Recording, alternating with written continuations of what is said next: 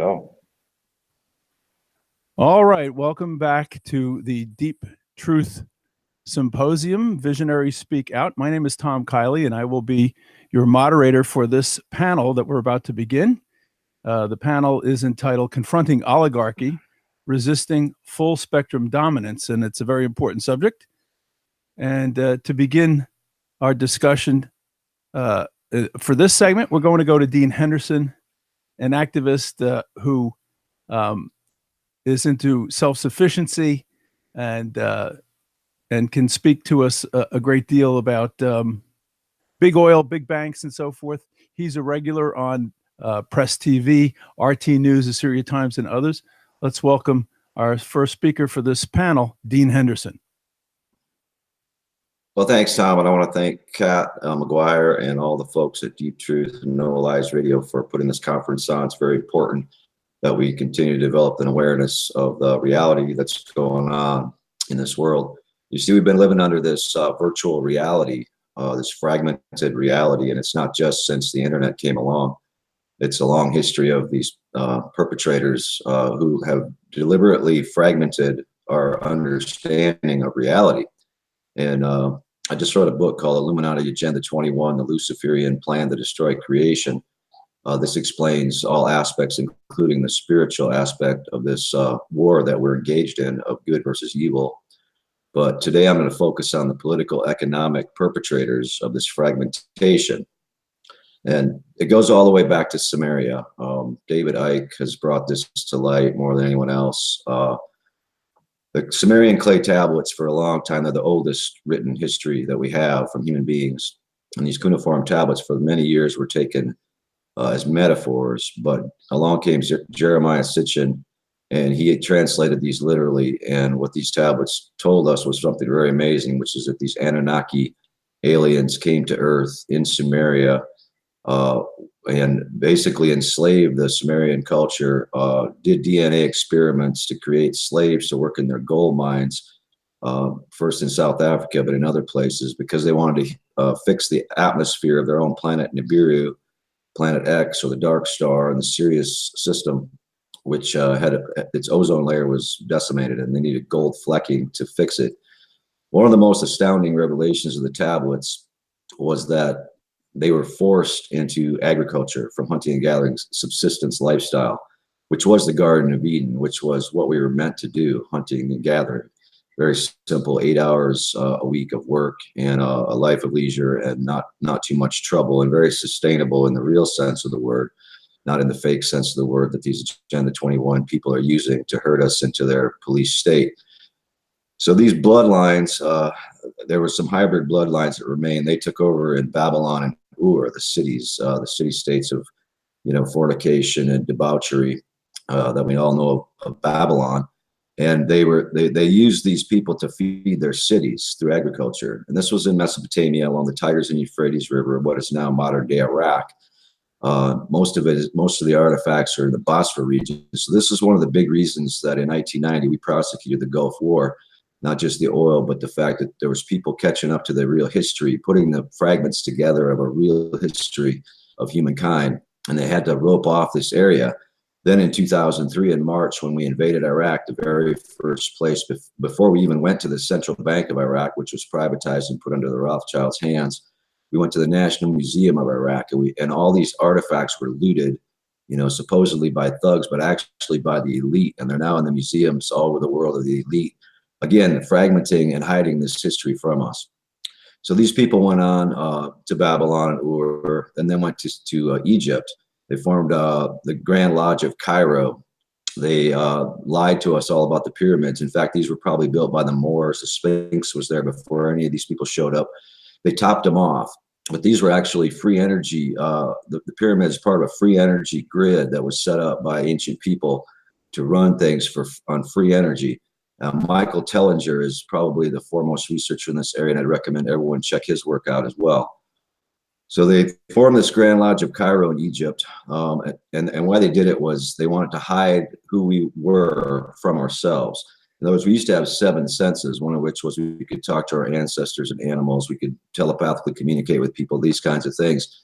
So they formed these secret societies to hide this stuff under priesthoods. and they formed the major religions for the same reason. Out of the Grand Lodge of Cairo came Freemasonry, which was a Christian secret society, the Muslim Brotherhood, which is the Islam secret society, and the Kabbalists, which is the Jewish secret society. And they began to adopt the Talmud as their sort of text for controlling people and controlling the planet and its resources. Well, they were run out of there. Moses led the Israelites out of Egypt to escape the slavery that these people imposed on them with their pyramid structure that they wanted to impress on us, which still exists. And they went to Rome, and they established the Roman Empire. And the Roman Empire was, of course, brutal, killed Jesus Christ, a revolutionary who tried to, resist their tyranny. They set up these knights, the Knights Templar, the Knights of St. John's, Jerusalem, the Crusader Knights. The Knights of Malta was the Catholic faction. And these knights invented banking, pretty much. And these were still these bloodlines coming from Samaria and Babylon. David Icke says that these bloodlines are actually hybrid Anunnakis. And whether they are or not, put that aside, but it's an interesting possibility. So these people, these Templars, charged pilgrims that wanted to go to the Middle East and see the Holy Land. And they got them in debt by passage on their ships that they couldn't pay for. So they started the whole credit system of usury, which up until that time, even the Christian faith, had forbid. And they started the banking system. They started the bond market. They started all these things. And they went to the Middle East, and they also had a fleet of ships which went around the world.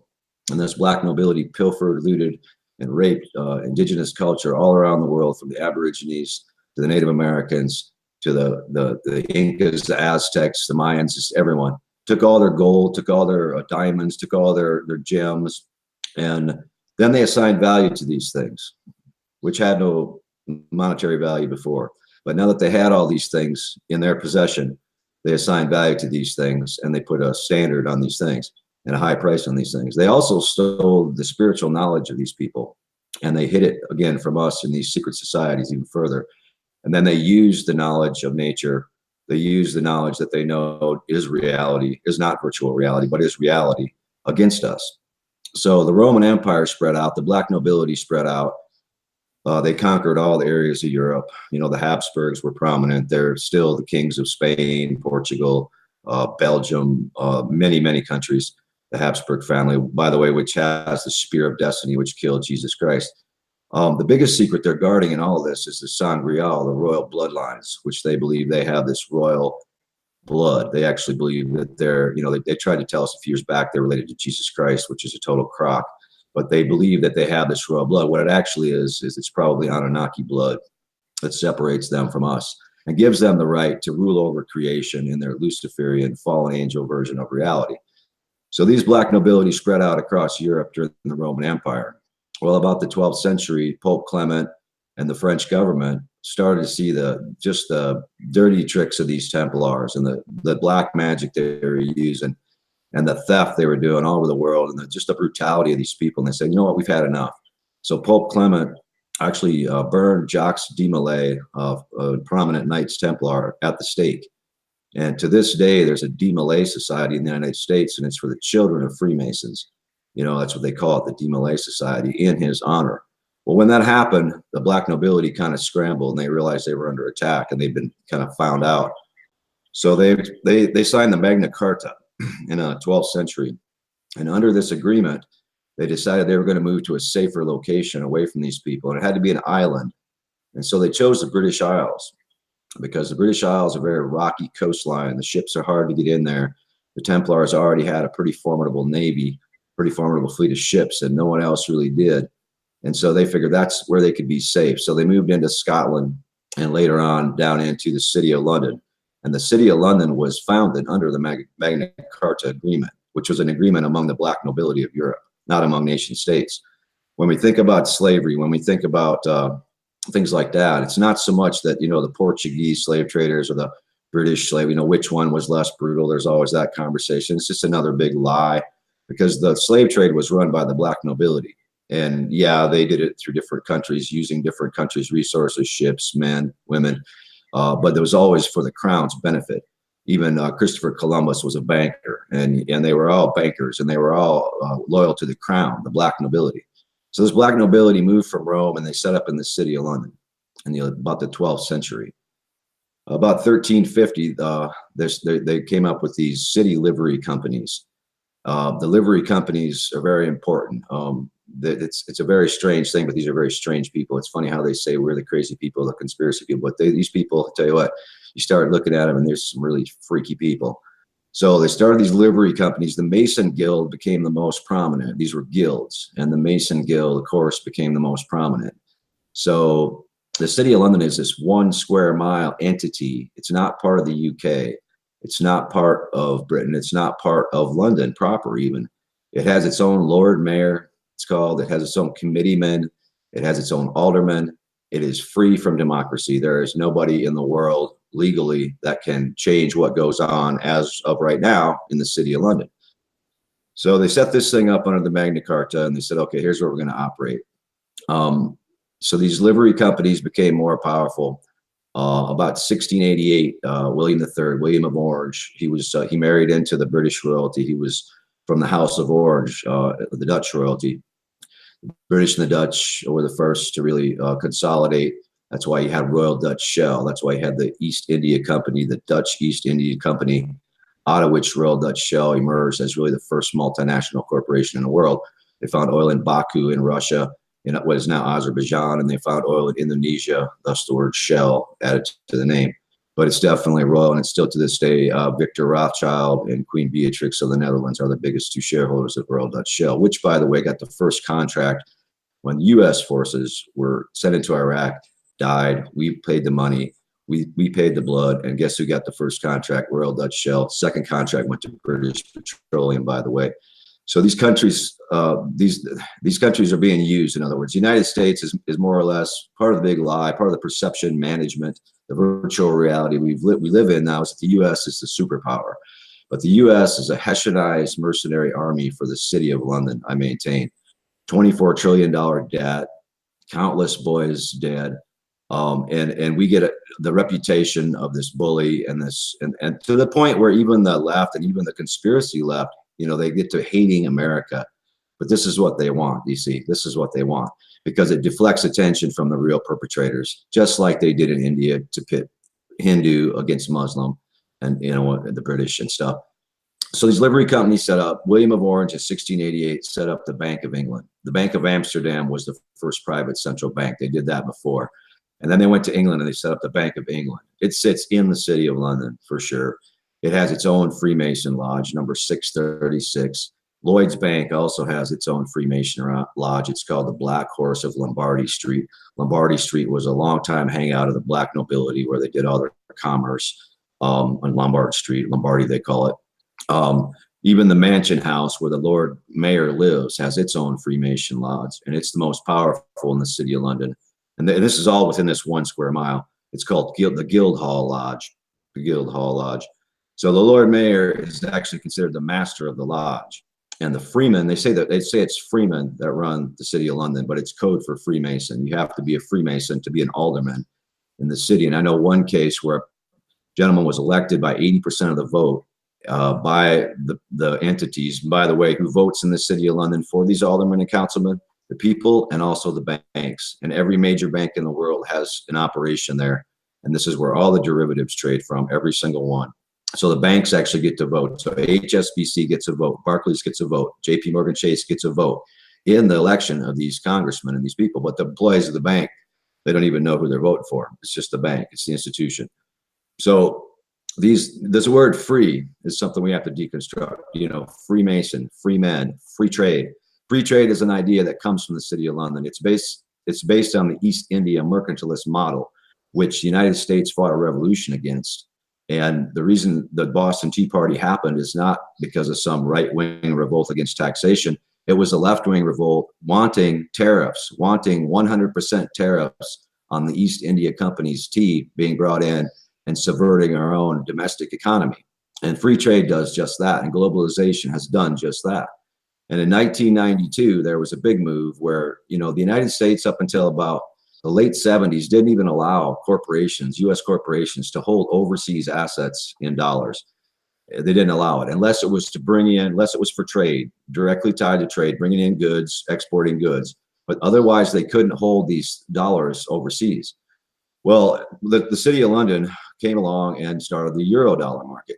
Eurodollar is a dollar traded outside the United States, anywhere else. And so the Bank of England, which was formed, which is owned again by the same bloodline families, started this offshore banking network. And this offshore banking network utilizes the Eurodollar. And so what they've done is since about 90s, they've deindustrialized America because they've sucked all this capital out of America that should be going into manufacturing, investment, making things. And they've sucked it into the City of London, where it goes into speculation, into like when 2008, the crash happened, Goldman Sachs is buying Brazilian bonds with the money we gave them. And that's where it goes. It goes to the City of London because they couldn't do that here. But the City of London has no financial regulation. It's opaque. Nobody can see what's going on. The Bank of England is sitting on $50 trillion in offshore assets that has no owners. It has no owners. On paper, it has no owners. They know, the Bank of England knows who the owners are, but nobody else can know. And that's why Bill Gates and Steve Jobs and whatever, they get on the richest Forbes 100 list, whereas the Rothschilds and the Rockefellers don't, because you can't even know how much money these people have, because the Bank of England is hiding this money in the Cayman Islands, in Panama, in the Isle of Man, the Isle of Jersey, all these offshore tax havens that are set up and run by the Bank of England out of the entity known as the City of London. That's where all this is run from. So drug money, all the drug money gets laundered through there. Of course it does. The petrodollar, that's why the petrodollar is important. That's why they don't want to see the Chinese or the Iranians or anyone else trading in another currency, because they have to have it traded in Eurodollars so that it comes easily through the City of London. The prostitution, the white slavery, the pedophilia, all the dirty money goes to the City of London. And that's why you're always seeing these pedophilia scandals among the elite in Britain. And it's always being covered up by the Freemasons. And so it's all real. And so this is all offshore, and this is reality. This is what actually goes on in the world. Now, what they've done to fragment reality. The Royal Geographic Society is part of that effort. It's the historical lie department. It makes up stuff like, animals are always at odds with each other in the wild. It's the survival of the fittest and all this crap. Look, I grew up on a farm, raised cattle, pigs, sheep, hunted, trapped. I've had dogs. I've had cats. I went to Kruger National Park in South Africa. And I can tell you that other than the rut season, I've never, or bulls fighting when cows are in heat, I've never seen animals fight ever. But I have seen animals cooperate a bunch, to the point where even a small, weak deer that's been injured, that herd will come back and they'll look after it. They don't just leave it to die. They take care of it. So this is another lie. In other words, we're a cooperative species. We're one. We're not fragmented. We don't have to fight and scrape and scrap against each other to get ahead in this world. This is a City of London, bloodline, capitalist, industrialist, agricultural lie.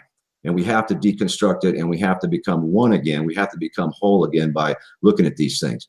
So the Royal Geographic Society is the way they lie in history. And there's a reason why there's always British narrators in these things, because they talk like these things. We're supposed to always love the British because that's where they're hiding.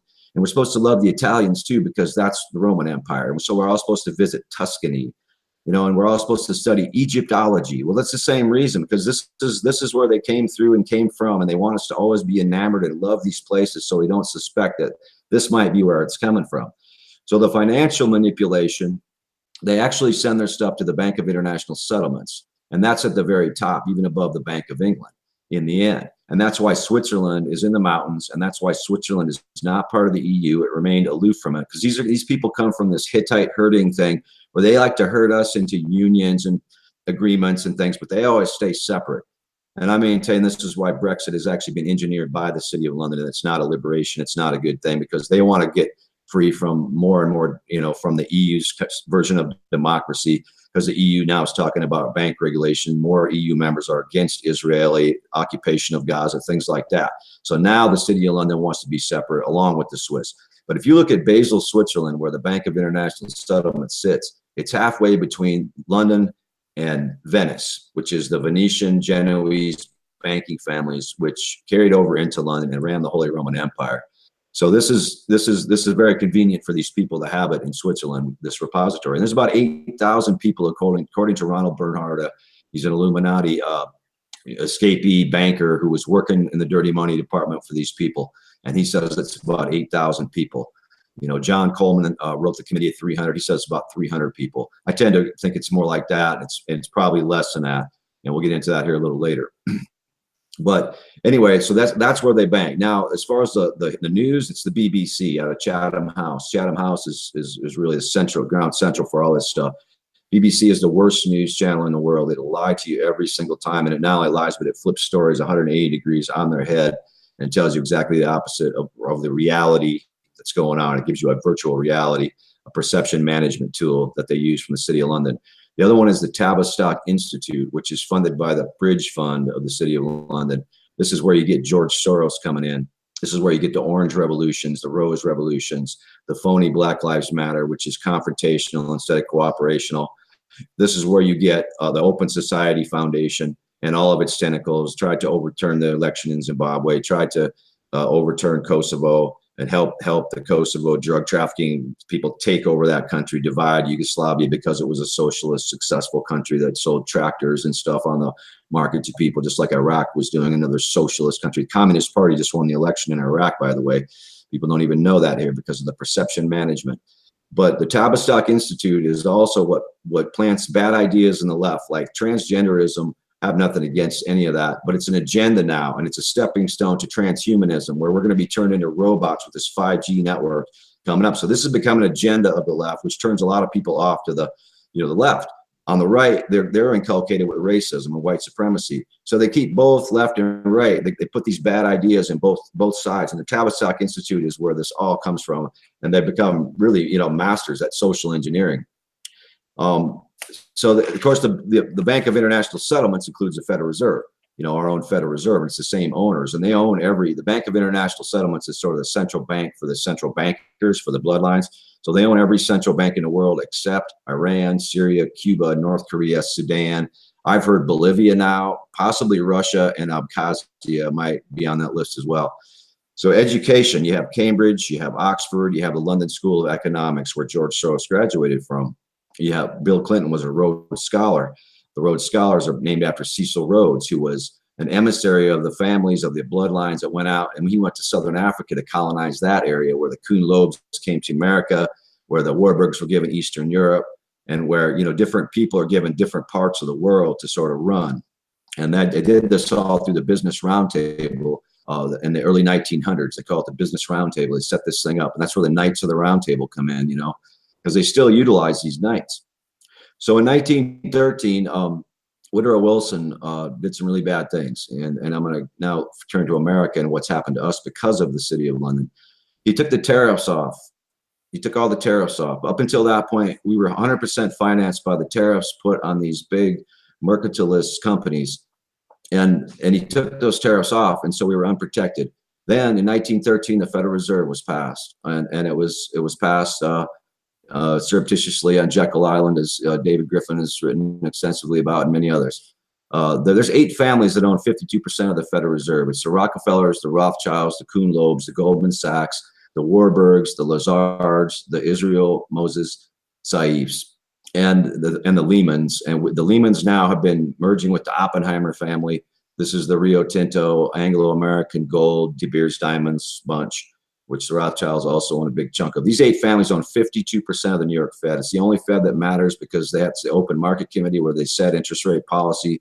The biggest store of gold in the world is in the 3rd subfloor of the New York Fed. And the Federal Reserve is private. It's simple. It's not a conspiracy. It's just made up of the private banks that are in that district. So, for example, J.P. Morgan Chase and Citigroup make up most of the New York Federal Reserve. And so they get to vote, but it's not some big woo-woo conspiracy. It's a private banking thing. It's not a federal government thing. The only part of the thing is the Board of Governors. That's the only part that's appointed by the government. And the Board of Governors is always bankers from J.P. Morgan Chase and Bank of America and so forth. So these same families own all of these central banks, see everywhere. And they do it out of the City of London so they can hide it. Now, when Clinton and Tony Blair came into power, this was the real death knell, and this is when really bad things started to happen. Of course, George H.W. Bush was a blood relative of the House of Windsor already. Bush came in and destroyed a lot of things, deregulated things. And then Clinton and Blair came in, and what they did is they decimated any hope that the left had of a political solution. With their new Democrat leadership policy under Clinton, with the new Labor Party under Blair, Blair actually loosened the regulations on the City of London, made it harder to investigate them. We all know what Clinton did with Glass-Steagall and ending welfare and getting into NAFTA and the WTO and all that stuff. So they really destroyed the alternative option that we had. It doesn't exist. Bernie Sanders found out it doesn't exist anymore. It doesn't exist. So our political days are over. Now it's all about awareness. Now it's all about information and finding out and getting people this information so they know exactly what's going on. So there's things called crown agents. And the way it works nowadays is the crown agents come into the United States through Serco. Serco was involved in the Kennedy assassination when it was the old RCA. They killed Kennedy, these people. They did it out of Jamaica, out of this compound, Sir William Stephenson. It's all in my Big Oil and Their Bankers book. Read it. They did 9/11 through Securicom, which was Marvin Bush was the head of security of the World Trade Center. They closed it down weeks ahead of time, certain floors. They mined the elevator shafts, and then they blew it up pancake style. That's why it came down like that. The planes was just all a distraction. So Securicom did it. Securicom is now Securicor, and it's part of the Crown Foundation, the Crown Agent Foundation, along with the Aga Khan Foundation, which creates all the Islamic terrorism in the world through its center in Pakistan, cranks out Islamism as an ideology, arms these people. In other words, Al-Qaeda, ISIS, Mujahideen, these are all British intelligence assets, City of London, not British, I should say City of London assets, but often British intelligence works. See, the intelligence agencies work with the City of London. So does our CIA. These are crown agents. Anybody working with these guys. Bob Mueller, by the way, is a crown agent. Donald Trump is a crown agent because Trump was a straw man. He bought up all the Atlantic City boardwalk. He bought Resorts International, a longtime CIA company, 93% of the common stock. He held on to it. He went bankrupt. Wilbur Ross, current Commerce Secretary, came in as a Rothschild Incorporated bond specialist. Fact. See it on Bloomberg. See it on NBC. See it in the LA Times. It's everywhere. 1992, Wilbur Ross, Rothschild Inc., comes in, bails him out. So now Ross is Commerce Secretary, and guess what? Trump gets to be president for being the straw man for the Rothschild Mafia to set up an East Coast money laundry in Atlantic City to complement the Las Vegas money laundry they already have. So these are straw men, and these are all traitors. As Patrick Kenyon would have said so, and I'm saying so today. These are all traitors. Anybody that's working for the furtherance of war, permanent war economy, which they established after doing 9/11.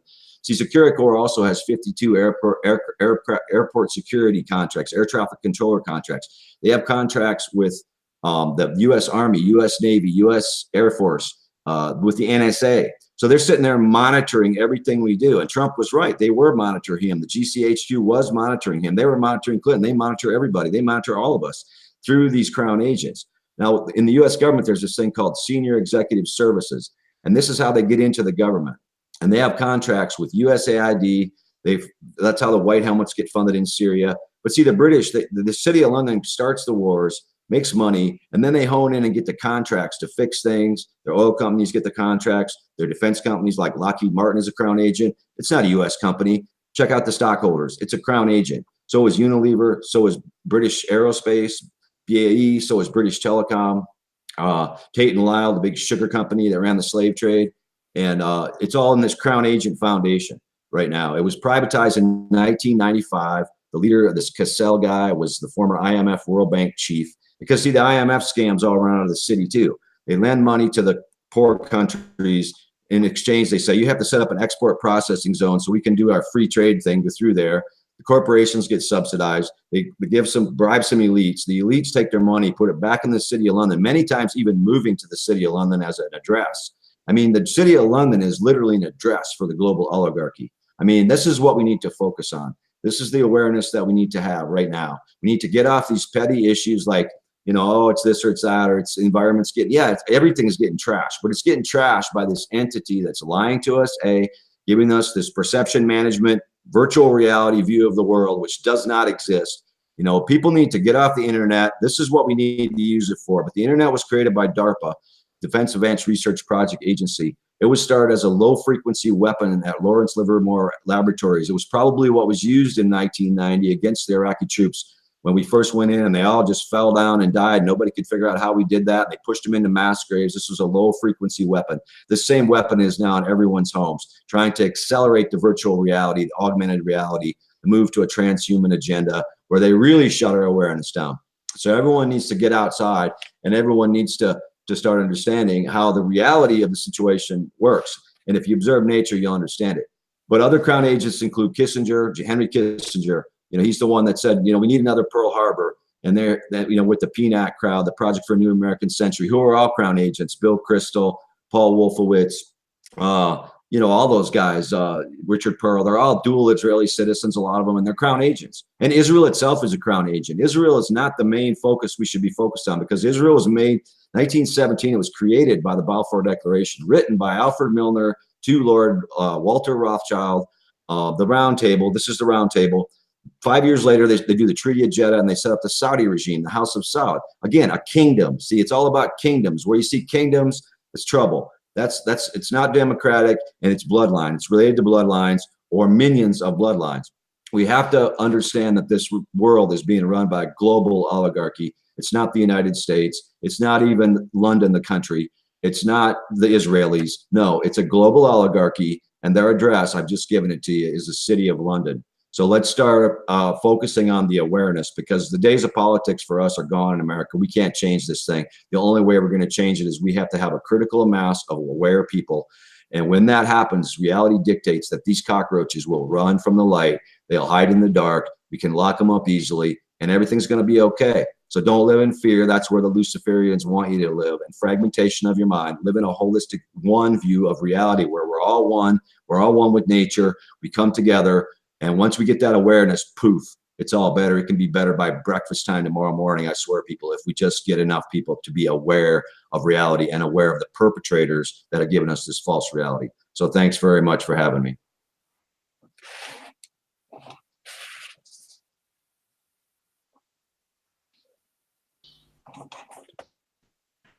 Did something? That.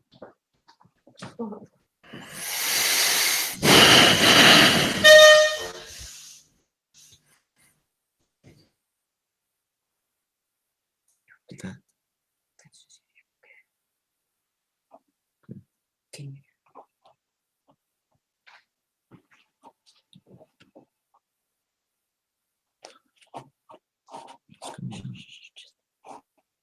Get it done.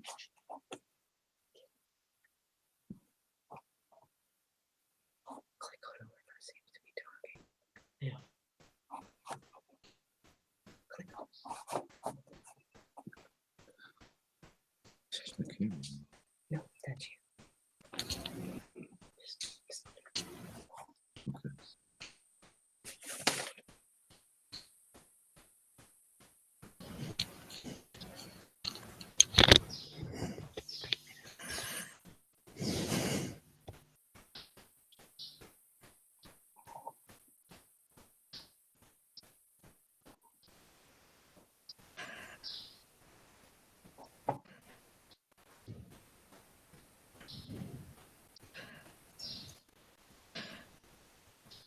Kat, can you hear me?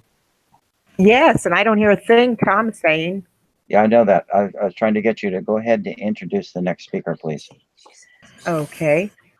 All right, everyone. Our next speaker is Jonathan Revusky, and he has a very interesting analysis of what reality is about.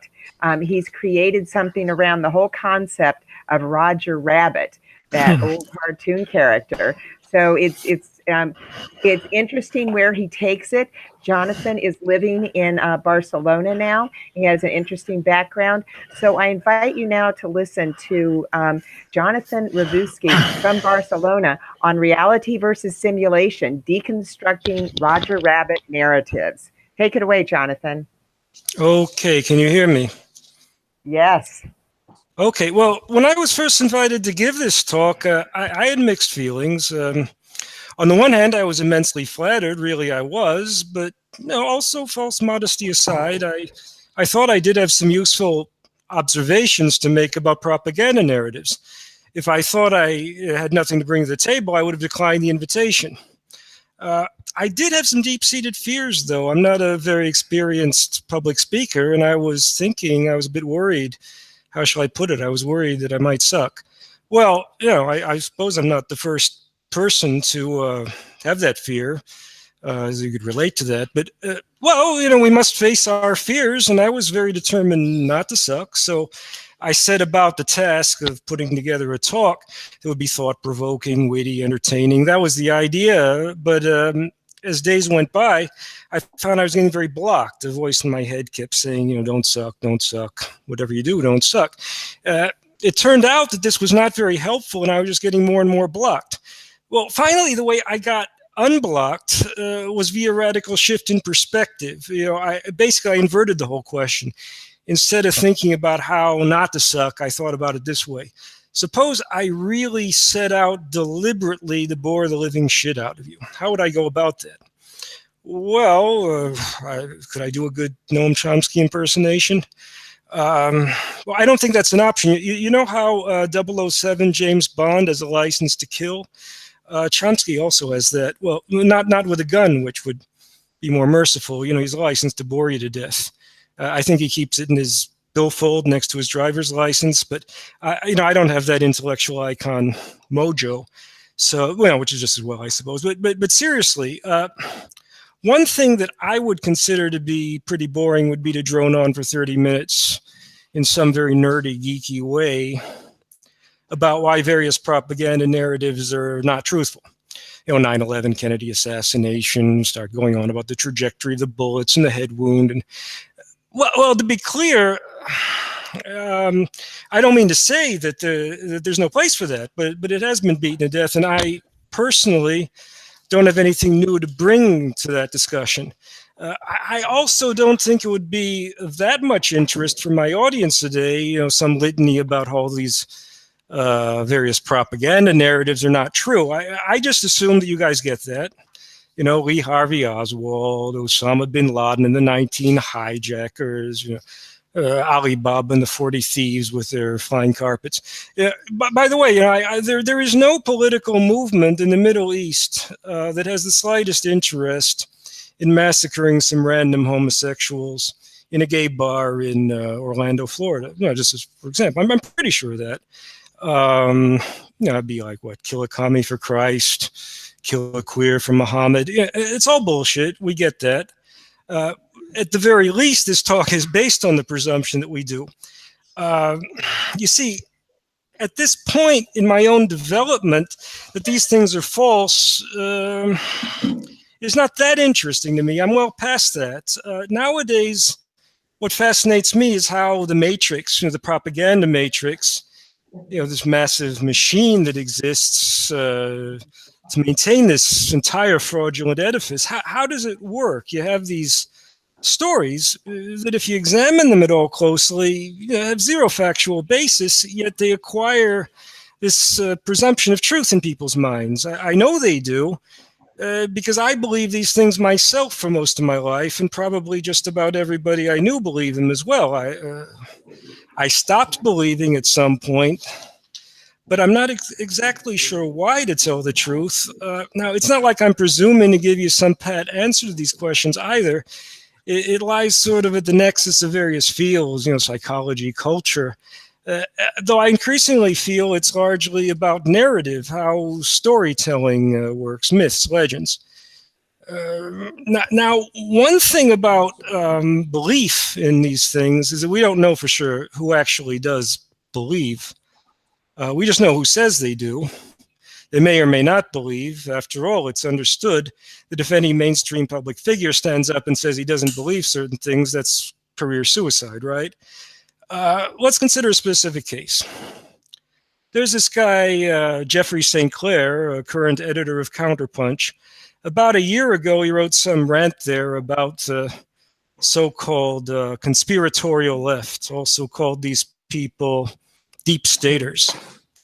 The tone of the piece is quite derisive. I guess we shouldn't take this personally. Actually, I think we should take it personally. I'm pretty sure he was talking about us. St. Clair went on to say, quote, "Of course, I remain an unrepentant magic bullet man." Just to quickly refresh people's memories, the magic bullet is that one bullet that caused 7 different wounds on 2 different people, according to the Warren Commission report on the Kennedy assassination. It's kind of like this perfect double bank shot in billiards that Lee Harvey Oswald pulled off with that bolt-action rifle. That's what Jeffrey St. Clair was referring to when he said, I remain an unrepentant magic bullshit man, magic bullet man, whatever. I noticed recently that makes for a great acronym, unrepentant magic bullet bullshit man. That's an umbum. I like it. An umbum, is a kind of bum, but it also rhymes loosely with humbug. Aside from that wonderfully serendipitous acronym, the language St. Clair uses there is fascinating. I mean, it's religious language, right?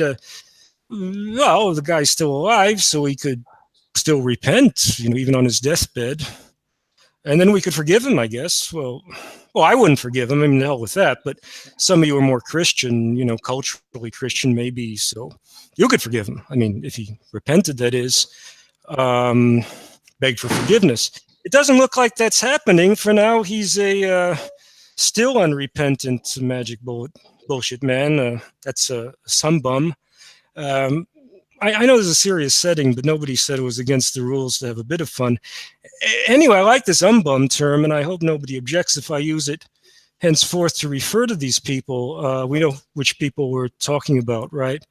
One point about this is that being an umbum is pretty much completely transversal or orthogonal to any conventional left-right framing. An umbum can be on the political left, like this Jeffrey St. Clair or Noam Chomsky, or the person can be alt-right or libertarian or something like that. It can be some figure like a Rush Limbaugh who appeals to that angry white man demographic. And in principle, these people hate each other, right? Well, whether they really do or not, I don't know. Maybe it's a bit like professional wrestling, but they're still all umbums. You see, any of these people, regardless of their positioning on some possibly synthetic right-left spectrum, they present themselves as dissidents, rebels with some sort of cause. They're anti-establishment in theory, but at any key juncture, they will always uphold whatever key establishment narrative. Funny how that works. As best I understand it, these umbums play a certain functional role in the propaganda matrix, whether they themselves are aware of it or not. Sort of cogs in the system. I kind of think of them as shock absorbers. You see, there is an awful lot of discontent out there, rage of varying sorts. These people's role, as I understand it, is to channel that anger in a direction that is pretty much completely non-threatening to the powers that be. Yeah, it's an oppositional stance of sorts, but it's always going to be this watered down, weak beer, decaffeinated sort of thing, which is all you can really have if you're always upholding whatever key establishment narratives. I think in practice, a lot of it ends up revolving around these sorts of identity politics issues. Now, personally, since I'm what Jeffrey St. Clair calls a deep stater, my own view is it doesn't matter if you have a black president or a woman president, or a gay president, because the policies aren't going to change as a result. All you do is you change the front man or maybe front woman, and it makes no difference. It's the same people running things. So these umbums, they push things in a basically sterile direction that finally is just a distraction, a waste of emotional energy. Like you can get all excited and be Obama girl, or you can be Trump boy, fine. Maybe a better idea would be to grow up. So to me, that's what characterizes the umbum agenda, which we could call the umbumma for short. They uphold the various bullshit narratives, and they're always pushing the discussion in some basically sterile direction. There's a funny story I vaguely recall. I don't even know whether it's true. Some engineering firm in job interviews with recent engineering graduates, they'd ask them some question like, suppose you drop your car keys into the middle of the ocean. How do you solve this problem? Something like that. I think the answer is, don't drop your car keys in the middle of the ocean. So I think if the question gets framed as, how do we win these people, these umbums like Jeffrey St. Clair or Chomsky or more conservative or alt-right umbums over to our side. How do we convince them?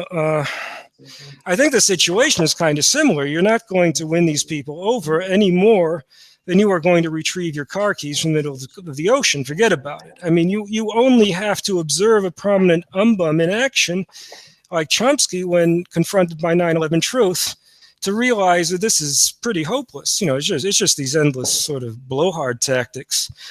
Though it's not even about Chomsky specifically. I think Upton Sinclair absolutely nailed it, and this must have been like close to 100 years ago, when he said, it is difficult to get a man to understand something when his salary depends upon his not understanding it.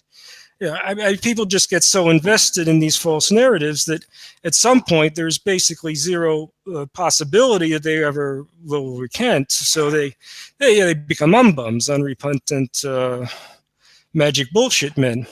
I think the way you deal with these people has to be something like cutting off their oxygen. I mean, their air supply is based on the idea that whatever establishment narratives possess some sort of a priori presumption of truth. Our stance, I think, should be to say, look, this is all just storytelling. The magic bullet story and the rest of these magic bullshit stories are just silly stories, and there is no particular reason to believe them. Okay, let's shift tack a bit and talk a bit about storytelling. A story, if it is going to be presented as realistic, I mean, in theory, it should be logically consistent, right? I mean, a big part of this is it has to have a timeline that makes sense. It has to be free of anachronisms, things that don't belong at that point in time. So if you have a story set in Victorian England and somebody whips out a ballpoint pen, that's a problem. That kind of thing would be typical of bad, sloppy storytelling. I guess a more egregious kind of anachronism is when characters say things that just don't correspond to the spirit of the times, the zeitgeist, if you will. Suppose in a narrative set in 1920, some character in the story starts ranting about gay marriage. You can only imagine how people might react to that. Well, of course I'm in favor of gay marriage. I certainly don't think that marriage should be a sad, gloomy affair. Well, I mean, the bottom line is that nobody would know on earth what the person was talking about. You see, people can't know about things before they could possibly know about them. So if a steel frame skyscraper is going to just suddenly disintegrate, it should probably be reported after it happens, not before. But well, never mind. That's just a glitch in the matrix. No, never mind. It's funny though how much storytelling, classic storytelling, tends to violate this principle. That's a strange thing. In particular in fantastical fiction, myths, legends, and what have you, people know things before they could know them. And it is typically via some sort of magical plot device. In the Arthurian legends, how do people recognize that young Arthur is going to be king of Britain one day? Remember that? Excalibur, the sword and the stone. Whoso pulleth the sword out of this here stone is the rightful king. I guess they didn't have DNA testing back then. So young Arthur pulls out the sword, and everyone's like, whoa, this kid is the son of Uther Pendragon and is the rightful king. Yeah, man, and all this time I thought he was son of the milkman. It's a crazy story, but it's also kind of typical of a certain sort of mythical storytelling. No, I mean, the way certain plot devices prefigure the action. I mean, consider Shakespeare's Macbeth. How does Macbeth learn that he will be king of Scotland? Well, as I recall, one day he's in the forest and he runs into Hillary Clinton, Madeleine Albright, and Gina Haspel, and they tell him he will be king. He just has to, kill the current king, no problem. I came, I saw, he died. Actually he runs into three witches, not those specific ones, but that would be an anachronism for sure. But again, if your storytelling is not constrained by real-world limitations, you can just introduce whatever bit of magic, which is somebody finds a crystal ball in the attic. Of course, the propaganda matrix is supposed to be presenting you with realistic narratives that a modern rational person could believe in. Nowadays, when they have one of these terrorist incidents and they know who did it immediately, how do they know? Well, typically is they find the person's passport or ID on the scene again and again. I was wondering how many times they'd use this particular plot trope. I found an article by Professor Michel Chosudowski in globalresearch.ca where he seems to count 7: Barcelona, Manchester, Berlin, Paris, Nice, London, New York. Actually, I think it's more than 7 because I think there were at least 2 in Paris, and there might be more than 1 in either New York or London. I'd have to check. Yeah, I mean, it's at least 7. You know, the miraculous appearance of the IDs has a few important aspects. I mean, you know, the first obvious point, which is what the truth community would tend to, you know, grab onto, is that the whole story is just so extremely implausible. The terrorists are always leaving their IDs on the scene, you know, in the getaway car or wherever. You know, I mean, you'd think it could happen once, maybe, but time after time, I mean, so reliably, 7 times in a row or more. Another, I think, more important aspect is that as far as I can see, finding some ID so conveniently at the crime scene is at least as consistent with the person being set up as a patsy as it is with them being the actual perpetrator. But somehow nobody points that out, you know, but from a narrative point of view, storytelling, what is achieved with this is a sort of compression of time. Without the ID conveniently left at the scene, the authorities would have no idea who did this, and presumably there would be a regular criminal investigation, which, like any bureaucratic procedure, could take a while, a long and variable amount of time. A key thing in these sorts of events seems to be that they want to present the story pretty much immediately and establishment in the public mind, and that's that. You know, Oswald did it, Osama bin Laden did it, and then the story never changes. What they certainly don't want is an honest, legitimate investigation of these sorts of events for obvious reasons.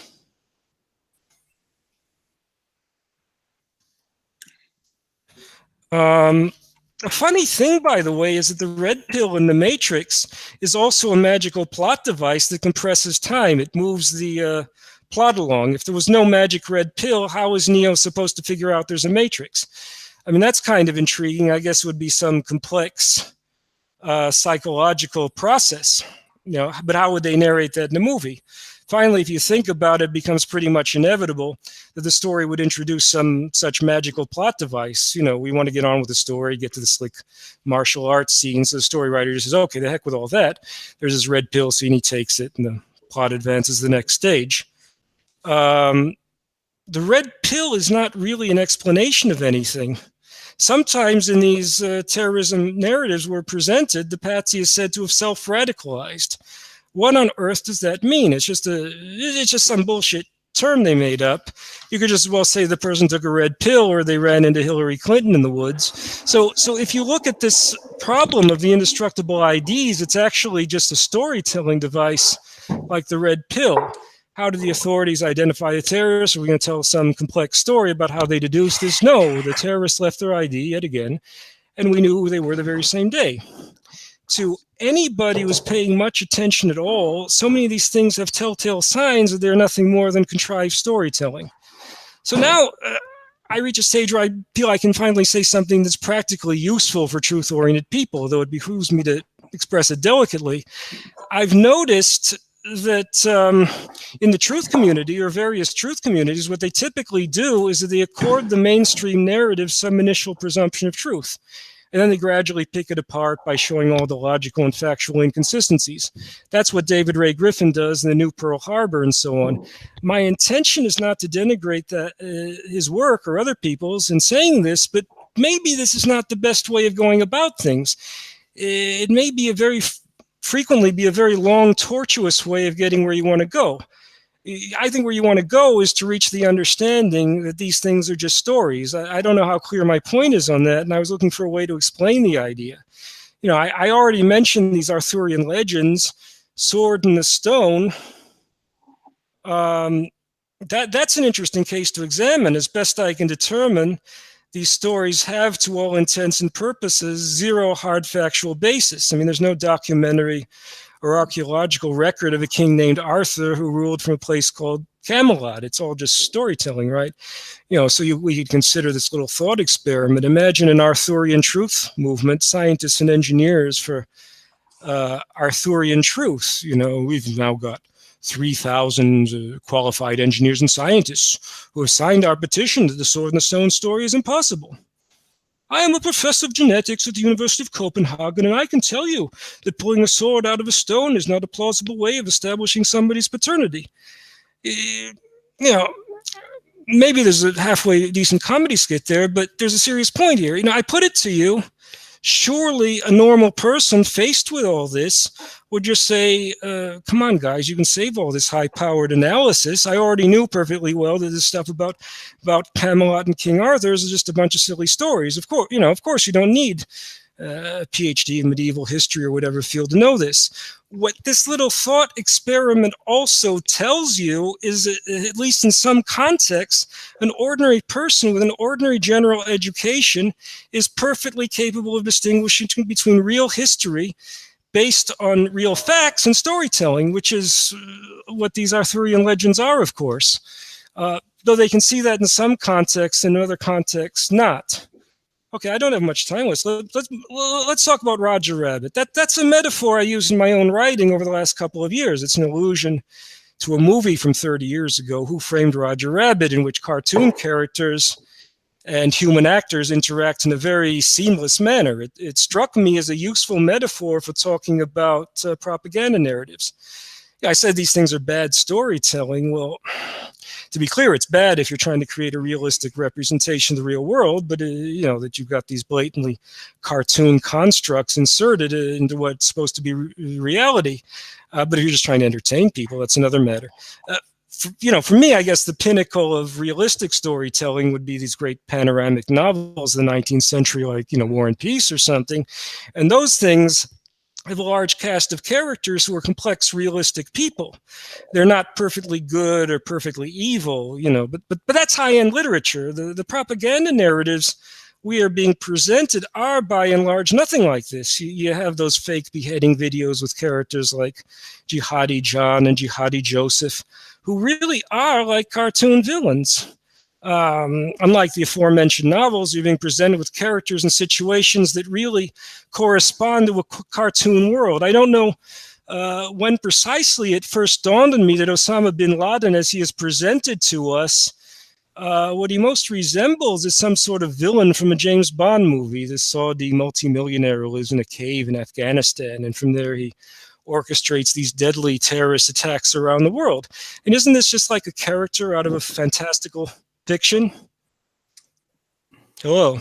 I think, Jonathan, you've presented us with some very interesting perspectives on fiction and reality and how they are successful. Well, I didn't get to my climax, but okay. I mean, I have to work on my talk. I'm sorry about that. It's about time, unfortunately, due to the tyranny of time, which is, I suppose, another whole topic in and of itself. We need to move on to the next speaker. We'll have questions later on. I'm sure you'll be in on that. And now we'd like to present Jeremy Rothe-Kushel. I'm very interested to hear what Jeremy has to say. He's come from a very interesting background, which includes permaculture, I think a very, very important topic, and consensus building, media narratives, and so forth. Jeremy, welcome to the Deep Truth Conference, Visionaries Speak Out. Thank you very much, Tom. Thank you to Kat and Alan and everyone helping to put this Deep Truth Conference on. And thank you to my fellow panelists who have appreciated very much your presentation so far and got my mind working. And my name is Jeremy Rothe-Kushel, and I am originally from Los Angeles, but I am now living here with my family in Lawrence, Kansas. I have a background I'm an independent political analyst and at times a documentary journalist. And I want to present a presentation called We the People, Power Politics, Principles, Practices, and Proposals. And this is a response to the question that came to my mind in relationship to this conference of, in a time of compounding mortal threats to humanity from deep state deceptions, technological tyranny, and synthetic transnational terrorism and war, can we strategize and politically proceed in fresh clarifying and decisive ways that could help us heal our body politic from bottom to top, inside to out. So what I'm going to be presenting now, and I'm going to share my screen with you, a series of slides, and then I will come back on screen after my presentation. What this is that I want to share with you is basically a toolkit in many ways of maybe a think and act toolkit of things that I've been working on for a while. I'm having a hard time. My screen just froze up here. Hold on one second. Okay, here we go. Tell me if you can see my screen. All right, looks like you can. Okay, very good. So first we must define terms. What do we mean by we the people? We the people, we are referred to in the preamble to the Constitution. We the people, we started off. So in many ways, it's implied that anything that comes after that comes from us. There also, if you look in the Declaration of Independence, it is implied that we the people, it explicitly says that we are endowed by our Creator with unalienable rights. I think we can also read that as unalienable. So both the sort of the existential spiritual aspect of unalienable, they can't be separated from us, but it's also a contract in many ways. It can't be a lien. It can't be unaliened from us. So they are ours. We thus are endowed with natural inherent rights. We are ultimately the source of any and all legitimate state and corporate power at all scales. And we are responsible for exercising our own power to preserve and expand rights. And this will become obvious if we look at the Bill of Rights. The Bill of Rights is really not a Bill of Rights, it's a bill of restrictions on the lawful powers of government to interfere with our natural rights. And so our natural rights are just like a muscle. The government isn't going to preserve our muscle for us. That is only our muscle to exercise and decide what to construct with that muscle. So now we got to talk about power politics. And my proposal is that we move forward with an idea of principled power politics, a new pathway in many ways, because we've heard a lot of the Joseph Nyes from the establishment power set. They talk about things like the coercive and co-opting strategies of, quote, hard and soft power. They're both coercive in many ways. Even the soft power is a co-opting, a way to sort of co-opt a country with some type of infiltrated culture or a globalist, neoliberal, fascist corporate economics. Also, this idea of the realpolitik, I want to return it to a realpolitik, meaning that politics comes from the polity, from the body, a body of the people, as we pointed out with what is implied by we the people. The origin of political power is sourced directly from the body of the people. And this idea of principle, I want to combine it with the idea of pragmatism. So a principled pragmatism that respects the inherent dignity and synergistic intelligence of we the people. So not just the pragmatism where what can we do with our means, but also a moral and a principled approach to all of that. And so in further drawing that out, we might talk about an idea of an enlightened self-interest that we all hold both as individuals, but also as groupings of individuals at whatever scale it might be, a family, a town, a nation, a world. So we want to move towards enlightened self-interest that seeks mutually assured construction. That very basically becomes a competitive pathway towards constructing better and better modes for ourselves. And so this then implies that we want to work with both the competitive and the cooperative instincts that I believe are inherent in human action and instinct, and we want to involve them in something like a full spectrum dynamic play. So now that we defined our terms, I want to move on to principles. And this is maybe the single contribution that I can make to political philosophy, I believe. And I title it The Hierarchy of Sovereignty. If you were thinking about things like law, then you might want to call it basins of jurisdiction and invert it. But I guess my point here is that I think that if you look at this list that I have on the right of the commons representing the natural rights of all, and that not only includes all human beings, that includes all life in many ways. And just like we talked about our natural rights that are protected underneath the Bill of Rights, this is not going to be protected on pieces of paper. This is ultimately ours to protect for ourselves and for each other. And then we have the private, which is often confused with the corporate.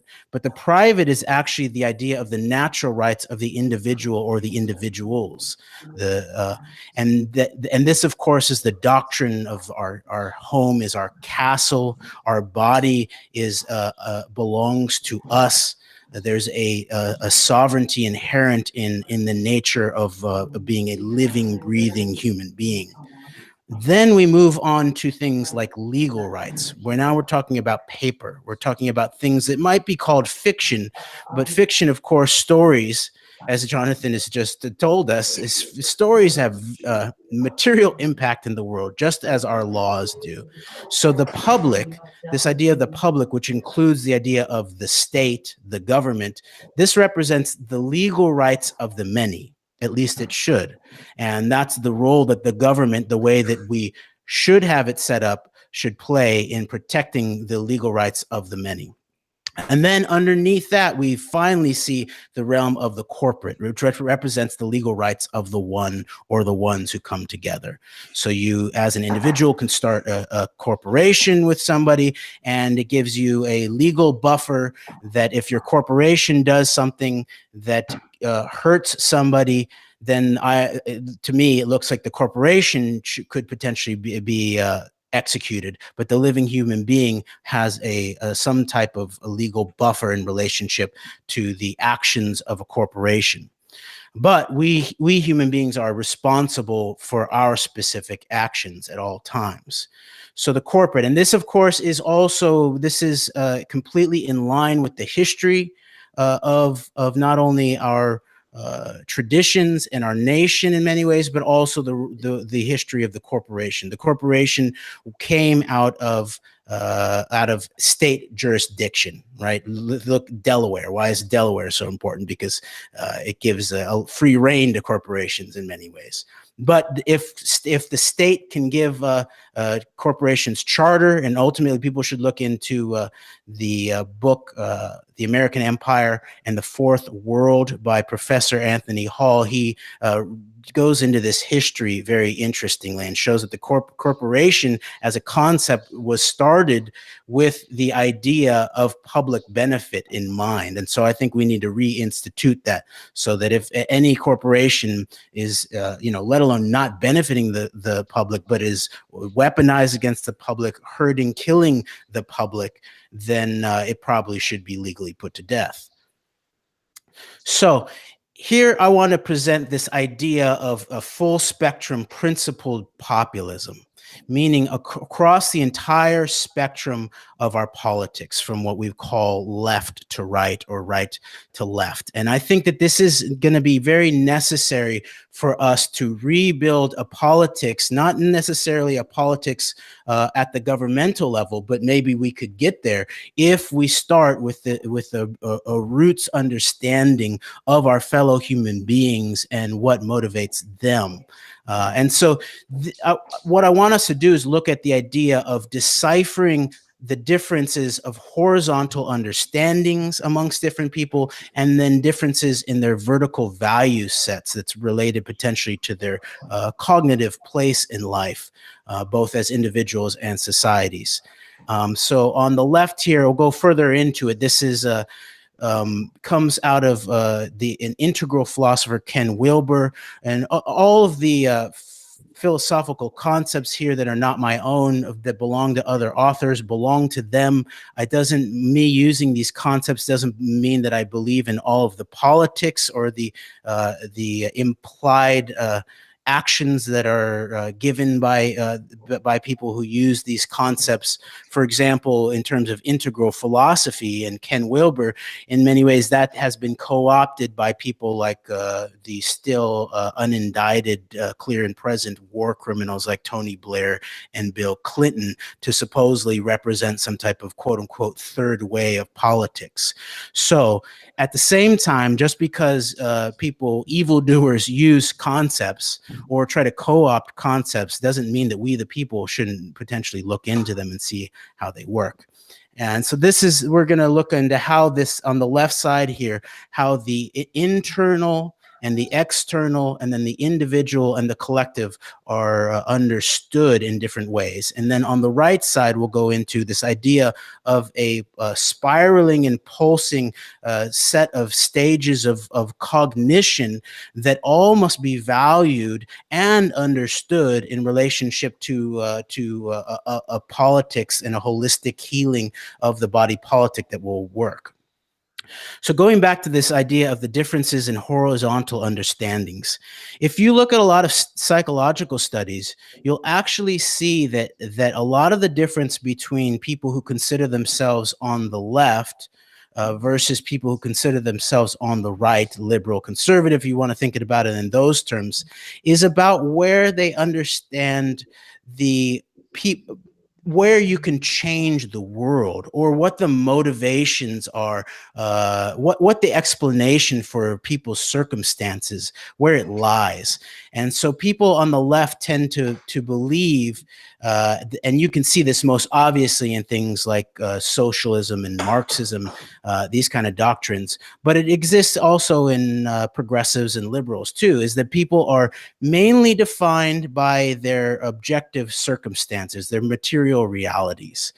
And then people on the right have a tendency, all the way from conservatives to libertarians to even to fascists, I would say, believe that people are mainly driven by their internal dynamics, their internal value sets, the way that they see the world.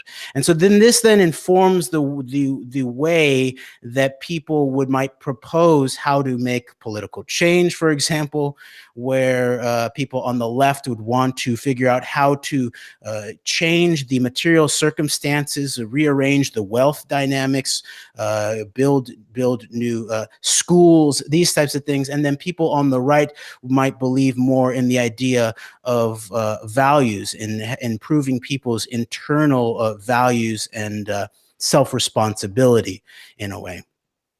And it is clear to anybody being honest that both of these perspectives are true about the world.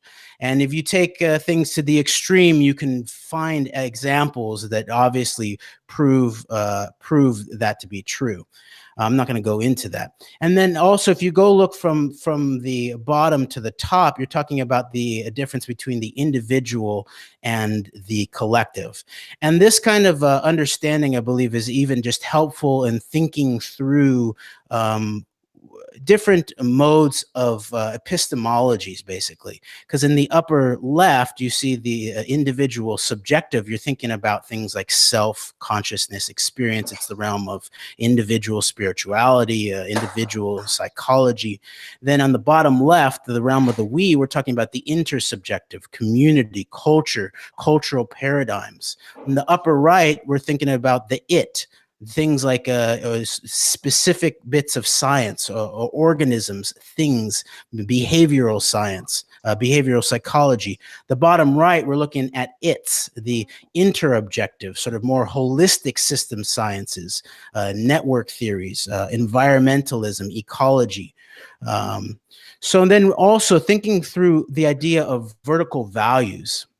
There's this idea of spiral dynamics, which again, I'm not endorsing the approach, the way that it's necessarily being politically used. And actually, I would say that there's a tendency in those who use this idea of spiral dynamics to almost a tyranny of the top, a tyranny of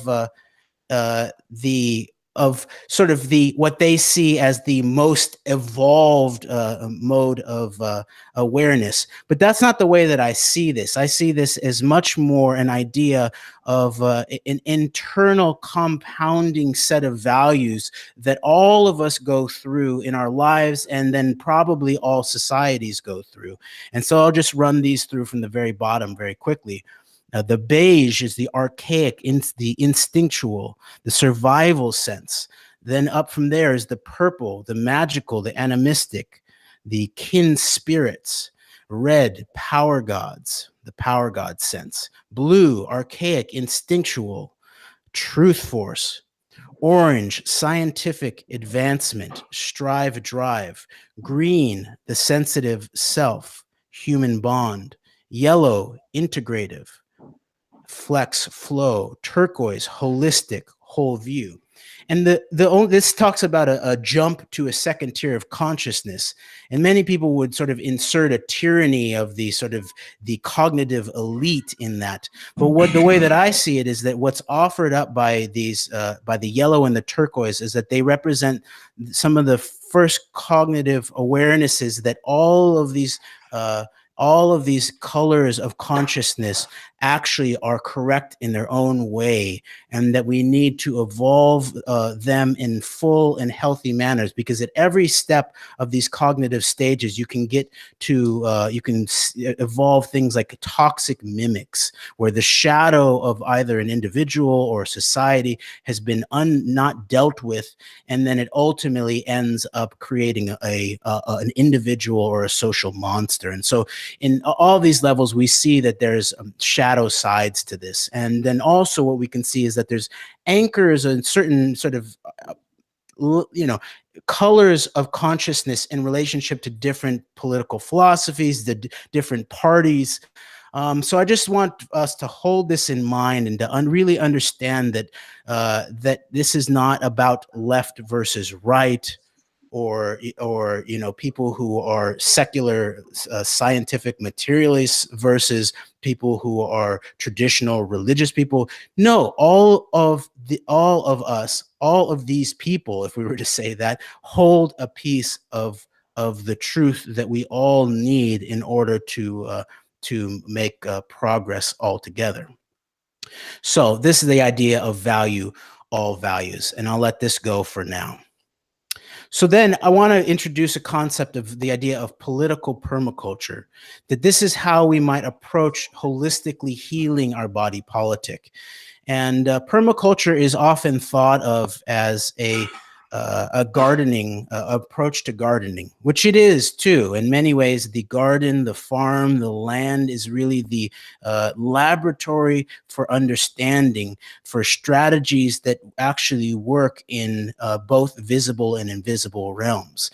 And David Holmgren, who's the co-founder of the concept of permaculture, in his book, Principles and Pathways Beyond Sustainability, irons out a lot of these concepts and talks about how it's very clear that he has a last chapter about it's a postscript to September 11th, and he actually talks about how it's clear that there's a tyrannical elite who understand the idea of holistic thought and are using top-down thought in ways to continue apparent criminal action globally. And so in a certain way, David Holmgren is proposing that, similar to what I've said about maybe things like integral philosophy or spiral dynamics, we the people can claim our own power in relationship to thinking about things like top-down thought, top-down holistic holistic understanding, strategic planning, while combining it with the idea of bottom-up action. And so, leaving this aside for now, this is sort of just early experiments and thought about how we might actually create a political permaculture, meaning not only politics that it's informed by permaculture, in terms of how we actually want to maybe infuse the entirety of our industrial society, our government, with these physical concepts, but also to really think about the invisible realm. And if you look on the right here, this is called the permacultural flower. The petals on the top represent physical things, physical infrastructure, building, land, energy, water. On the bottom, we're thinking about things that are internal, invisible landscapes, such as language, such as law, such as health, spirituality. So we want to look at it from both ways, both as a designer from the top down, but also as an actor from the bottom up. And in the midst of that, I believe we will find our strategic modes of action.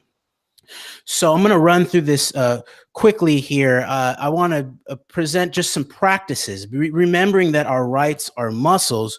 What are the practices that we can involve ourselves in, that we can develop our muscles so that we can apply our principled power in an effective way? So these four are: 1, assembly culture; 2, we the people press; 3, elections, rigged though they are; run, volunteer, form, and press; and 4, neighborhood permaculture. Our open assembly culture and parallel public power.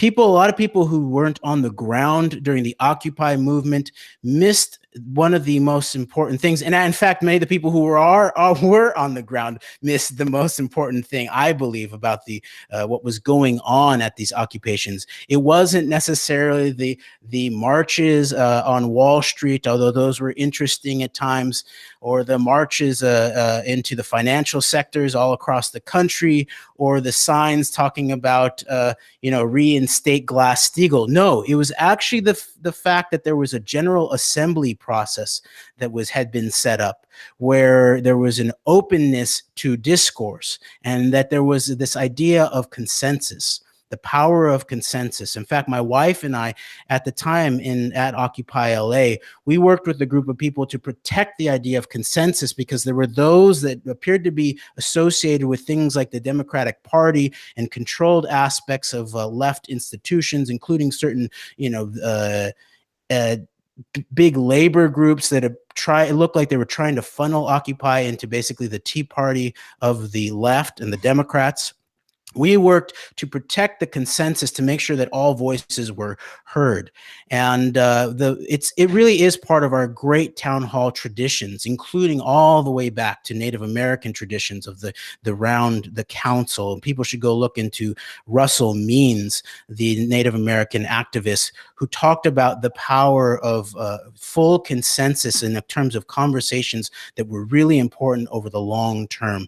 Things like how do we approach our cooperative relationship to the watershed? Things like that. They may take years, maybe decades even, for everybody to come to the table. But the process itself of gathering all voices that have something to say is what we might call something like a synergistic intelligence, what I would call assembled intelligence. That's the real AI. And in the midst of that, what we see is we develop parallel democratic construction and power. So meaning, even if it's just a voluntary assembly, if we do it, in our towns or in our cities, and enough people gather and become to some consensus about big issues, both locally to nationally, then that begins to actually have effect on things like the governmental process too. It's sort of an implied civic power that holds no sort of force behind it, really, but it's sort of a very principled, organic form of political power, I would say. And in the midst of that, what happens is those who present authentic and meritocratic examples of leadership in action will begin to show themselves, and it's a chance for people to begin to meet each other. So I'm going to rush through here. I will probably miss a lot of stuff at the end, but I want to just point out that the only profession, so-called, that's protected in the Bill of Rights explicitly is the press. And it's already been found by the Supreme Court almost 100 years ago, I believe, that the press is not the press is a right that does not belong solely to things like corporate newspapers or TVs. In fact, it's a fundamental personal right. And people should go look into things like First Amendment audits. People are going all around the country and auditing government buildings and government officials and doing their duty. People can fill the gaps in reporting of local press, fill gaps in analysis of national and global press, things like truth squads, fact phalanxes, and guerrilla journalism. Back when we started We Are Change LA, we were able to get a lot of interesting people, a lot of criminals on the record in very interesting ways too. So you team up with people, you put people on the record with in whatever way that you can, with audio, with video. And then I would suggest to people that things like meetings and hearings, both locally to nationally, but also even just sort of writing a letter or a phone call to your congressperson, it may not necessarily immediately influence them, but it does go on a record. And so that's in a certain way a way of printing your voice. And then what things that are really underutilized that I've really found very useful to reaching hundreds of thousands, if not millions of people from your own home are things like C-SPAN, Washington Journal in the morning. You can call in and you can, like, as a public figure sitting there on the screen, you can put in some facts and everybody can see how they respond. You can also call into talk radio and across the entire spectrum. And so I believe that electoral politics are completely rigged at this point, but even in the midst of them being rigged and how we might unrig them, there's a lot of possibility there. For just even running for office means you get a platform to talk about ideas, to give people facts. You can go to even the local parties and group meetings and talk with people and meet allies. Volunteer for interesting candidates. Go to candidate forums and ask questions. Do press during these sort of prime time of the election season. I have stuff with over here in Kansas, Chris Kobach, or the Secretary of State here. I put him on the record around rigged elections, hacked machines, even things like September 11th and the Israeli intelligence white vans that were arrested, the Mossad that was arrested while he, working for then Attorney General John Ashcroft, were locking up or detaining thousands of Muslim students. So then back to permaculture, neighborhood permaculture. Let's just think about where we are right now. And these two books, Toby Hemingway's The Permaculture City and David Holmgren's new book, Retro Suburbia, offer lots of possibilities. And then proposals. I just want to run through them. I'm not going to have time to go deeply into all of them, but I think we should launch a town hall assembly project across the country and across the world, actually.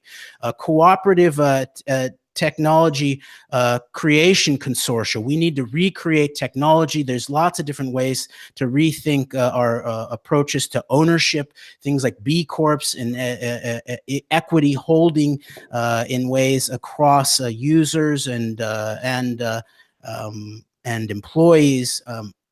Then We the People platform, and I'll just list these as planks. 1, clean and fair elections. 2, sound and honest money. 3, just and simple taxes. 4, abundant and creative economics. 5, healed and rejuvenated ecologies. 6, real and mutual security. 7, restored and reinvigorated rights. And I have these all drawn out. I don't have time for that. Let me take responsibility for all of that. I have proposals here if people are interested in this. But then I also think, how are we going to get there through a hacked machine system? 43 states allow for official write-in candidates, which is a way to go full paper trail in the midst of a hacked system. So vote against the machine, vote outside of the box. For those that are not necessarily sort of drawn to the entirety of We the People's platform, can we create a transpartisan alliance for real elections for everybody, including those still in partisan politics, that focuses on real elections as a unifying process for everybody of good faith. Then the idea of a coalition, cabinet, and presidency. I have 1 minute left here. I will finish up. And so this is the idea of we could create a politics across the spectrum. So just for an example of a coalition cabinet, this is all people who have run for president before. For state, you could have Dennis Kucinich. For Treasury, you could have Ron Paul. For labor, you could have Bernie Sanders. For health and human services, you could have Jill Stein. For EPA, Winona LaDuke. For DEA, Gary Johnson. And also the thing is the idea of putting this front and center before someone runs for presidency, so people, we the people, know what we're actually buying into, rather than find out after it's all said and done that a Rothschild bankruptcy lawyer is going to be the head of the Commerce Department, and Skull and Bones, Steve Mnuchin, is going to be head of the Treasury.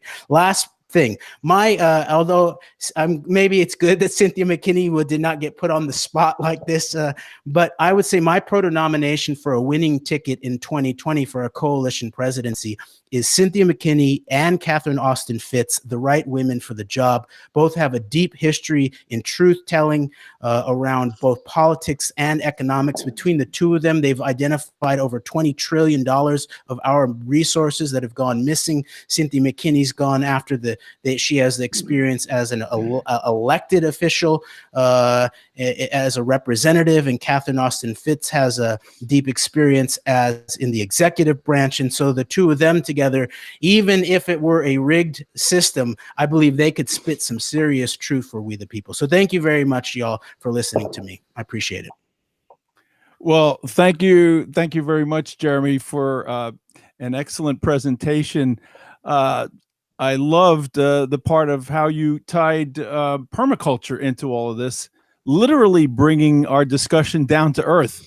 And I very much appreciate how you took that concept beyond just one of, ecology and working with the land and so forth. Because unfortunately, Cynthia McKinney, who I agree, Jeremy, is just an astounding person, the first African-American congresswoman from the state of Georgia, could not be with us. She's on the other side of the world. I'm going to stand in and say a few things. I originally was going to speak about the transpartisan concept, but since all three of you speakers, particularly our first two, Dean and Jonathan, spoke so much about illusion and how that is used and manipulated to frame our thought and reference points, I'd like to talk about that as well. Additionally, because Jonathan didn't quite get the fully allotted amount of time that we had scheduled for him, I'm going to yield a little bit of my time at the end of this segment here back to Jonathan. And in fact, I have a couple of questions for him, and we're going to roll that whole thing right into a sort of a Q&A with all of our panelists. So why don't we begin? First of all, quite rightly, our speakers have talked about illusion and the use of it by elites in framing our reality, controlling our thought, limiting our view of them, and thereby limiting our ideas of what we could do about them. And on that topic, I've studied this a great deal myself, and I found it quite useful to not reinvent the wheel on this. There is a great wealth of information in the human family on this subject. In particular, if you care to investigate any of the lives and writings of some of the greatest spiritual people that have been a part of the human race, they will all tell you about illusion and how we all suffer from it. And what I've been able to distill from that is the following. I submit to you all that the human mind loves to be fooled. Okay? The human mind prefers a good story most of the time, especially one that gets your juices flowing, than reality. I lived in New York City for a long time, and John, can we mute Jonathan's microphone, please? I lived in New York City for a long time, and you get on the subway in the morning, it's crowded, you're not feeling well, you'd sit down, and at the next stop, a smarmy looking character might sit down right across from you. Though we would know next to nothing about this person other than his immediate appearance, right away, our mind is going to jump to a bunch of probably rather unfounded conclusions about that person. We may feel threatened by their appearance. We may want to, grab our wallet or something like that, or any number of reactions we might have. Yes, we will have those reactions, but in truth, that person could be the most decent person on the train car. That person could be the person who would save your life if someone else went after you on that train. We don't really know. It's just that we love to be fooled. We do not give ourselves much scrutiny in our own thought process. I think everybody can check themselves on that and see what I'm talking about. But if that's not clear enough, then I'll go one step further. It is the basis of Hollywood. Okay. When we go to the movies and we sit down and we see the bad guy sneaking up on Brad Pitt with a knife, we may even get a physical reaction. Our heart rate may go up, depending on how what you've got invested in the characters on the screen. But it's an illusion. We all know Brad Pitt isn't really going to be killed. We've seen him in a dozen movies. We're probably going to see him in a dozen more. And pick any movie star that you want. But we so easily have our minds slipping out of our daily reality and into a fantasy reality that it's almost second nature to us. Okay. And I submit to you that if a film is not successful in doing that, it'll be a flop. If a film cannot take over command of our reliance on illusion, it won't make a lot of money and it'll be a flop. If you're sitting there thinking about the bills you have to pay tomorrow, then that movie isn't going to go anywhere because it did not fully take advantage of our innate desire to be fooled. Unfortunately, flim-flam artists the world over, beginning with the little 3-card Monte guy on the street, but going all the way up to the 3-card Monte people who play it with nations and peoples, they take advantage of this as well. And I think our speakers were talking to that point. And these are the kinds of things that we have to realize. Even our own concepts, they may be constructs that we find useful and so forth, but if we try to find some sort of real basis for them, we may not be able to go very far. Having said that, however, structures don't necessarily have to be directly tied into reality as long as they're functional and they produce some decent results. So I would like to add that to the conversation. You may want to look into some of the great spiritual people from mankind, humankind, womankind who have spoken to this and have taught about this and have taught people how to overcome that. I'm not trying to preach any religion here or anything, but one of the interpretations of the word dharma, which is often used to describe Buddhism, is the holding back of the mind. Holding the mind back from jumping toward the first thing it wants to believe about something. Having the discipline to say, oh, that's interesting. My mind is trying to tell me that this guy who just got on the train is a smarmy character. It's not about stopping your thought. It's about observing it. And by observing it, learning how you're being manipulated, even by yourself. So that's what I'd like to contribute here to this discussion. Since we didn't have Jonathan go into his full period, I think that we're going to open up the conversation again with Jonathan. Is Jonathan's mic back on? Jonathan, are you there? I'm here. Can you hear me? Yes. I apologize about the time frame that we're working under. Well, I actually well, maybe I just didn't believe that you were really going to cut me off. I thought you'd give me the time to get through it. But on that point, you had stopped speaking for a moment, and I thought you were watching the clock and you actually were cutting no. off yourself. So Oh, that's why okay. in any case, it happened at the moment I was told to do it. So regardless, you've got some time now. So what would you like to continue with? Okay, well, I was talking about this whole Roger Rabbit framing, and I guess the thing to do is to contrast this with the more typical. I mean, one aspect is you can contrast this with the whole typical truth community approach, which is the melting point of steel and the trajectory of the bullets. And the Roger Rabbit thing is just to say, well, these are cartoons, guys. It's just storytelling. Now, I mean, it's true that if you had your day in court and you had an honest judge and you had an honest, you had this really going on, it would be the forensic evidence you would use on, say, something like 9/11. That's true. But on the other hand, we mostly don't have that. I mean, if you're just sitting around the kitchen table with, your relatives or something, how are you going to convince them?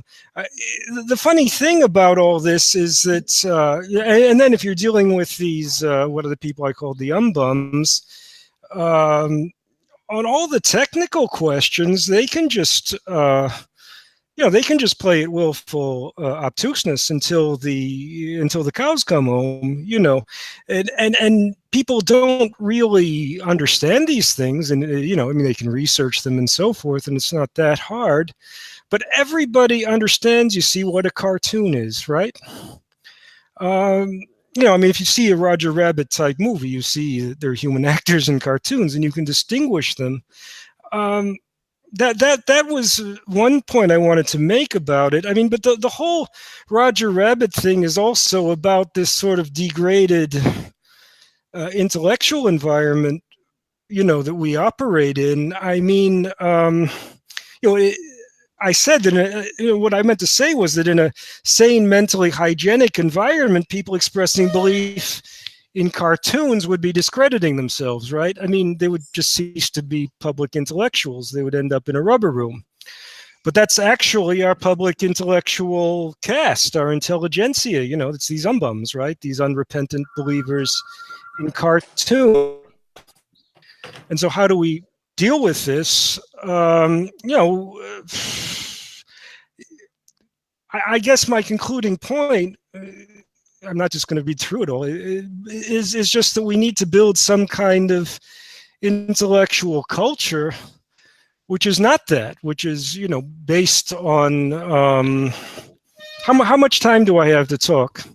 Well, I think we're well into the Q&A part now, so I would like to switch it over to that. In total, you've had more than your allotted time now at this point. So, okay, well, I was a bit woolly-minded on the last part, but okay, well, just go ahead. Let's just move on. Yeah, I'm sorry. It's the tyranny of time, and we do have another panel to get going here after this one, so we have to sort of stick to a schedule. Dean and Jeremy, are you both still there as well? Yes. Yes. Okay, I can't see anything. So, okay, there's Jeremy. Okay, let's go back to Dean first, since you started it off. I was listening to your presentation, a lot of very interesting points. Unfortunately, to try to get it all in 30 minutes is a little bit difficult. But I was reminded a great deal of the great Alan Watt on a lot of the things that you've spoken about. Are you somebody who are you familiar with his work, and what do you think about it if you are? Yeah, it's really difficult, because you say the tyranny of time, to talk about the economic and political aspect without talking about the spiritual aspect, because it's all, again, it's one. We've been inculcated with this white man's disease of thinking that intellect and spirit is different, science and spirituality are different. This new science that's come along is really exciting, though. They're finding things like music at 528 hertz was the original music. Rockefeller came along in the 40s, changed it to 440. But actually plants, the chlorophyll in plants resonates at 528. The oxygen molecules and the water molecules, this is something about Wi-Fi that people need to know. The water molecule absorbs at a frequency of about 2.4 gigahertz, which is the gigahertz of Wi-Fi. This is why it's a weapon. They're trying to stop our water absorption so that we can't be spiritually in tune to the whole. So that we schism everything. We like to schism everything. We like to fragment. We've been taught to do this. And all the things, Tom, you said about, and also Jonathan said are all true about this living in this Roger Rabbit reality, but it's not natural. You know, that's the thing we have to, I think, get across. It's not a natural human being that does these sorts of things, that just lives in this fantasy world. It's just this story that's been told to us by the Illuminati over centuries now to degrade us about our abilities, to degrade us as to who we are, to degrade, yes, our intellect, and yes, our spirit, which is actually the same thing. And it is about dharma. It's about losing your mind. It's about literally getting out of your head, because your head is what they're using against you. And we have to live in the now. We have to live in the present. We have to let God come through us and just be observers for the most part, and just soak it in and put it out. I mean, the universe is 93% energy and 7% matter. You know, so we're just holograms. We're just shells. You know, us together, we're all the same thing. All of us today. We're just have different looks and different shells, but it's the energy that counts. It's the energy coming out of us. And it's so true that if we can create, as Alan Watts and others, great Eastern philosophers, and this is the Gandhian principle of anti-globalization, anti-fragmentation, unite everything, put everything back together. We have to put the universe back together. And until we do that, we're not going to get anywhere with our politics, because we don't even know who we are. We don't know, and therefore we don't know the enemy. We don't know what the enemy has done to us, and we don't know who the enemy is. And so we have to identify the enemy, which I've tried to do today, and then we have to just become aware and be giving and be loving and be sharing and give good energy. Forgive, you know, give before you take. Be a giver, not a taker. And they've taught us to be takers. They've taught us to take energy, especially in a big city. I know, and that's one of the reasons I live in the country. I feel like, you know, if I can be around the animals, the birds, nature, the trees, the grass, the flowers, the plants, the clean air, the clean water, then when I go to town, I have this kind of better attitude, and I'm not all defensive, and I'm not all, who's going to get me next? Who's going to throw the zinger next? And I know how it is in these cities, and that's how people get. They throw zingers at you, and then you're supposed to throw one back, and you do. And that's all this negative energy that the Masonic Project requires for its project of turning us into metal, because the new 5G resonates at 60 gigahertz, 60 instead of 2.4 for the Wi-Fi, which everybody needs to get, by the way, a cable and get off of Wi-Fi. And I'm going to do the same. I'm just learning these things. But 60 gigahertz is the absorption rate of the oxygen molecule into your body. So this is weaponized. And once we get to this point, the Internet of all things, which another panel is going to deal with, I know, but this is going to affect our spirituality. This is affecting, our spirituality and our awareness. We can only be aware if we're aware of this reality that you guys are talking about, that we're all one. If I may, Dean, again, the tyranny of time, we do have a question for Jeremy, but there is a term, an ancient term, in fact, for what you talk about when you say we have to get the whole again. It's called holy.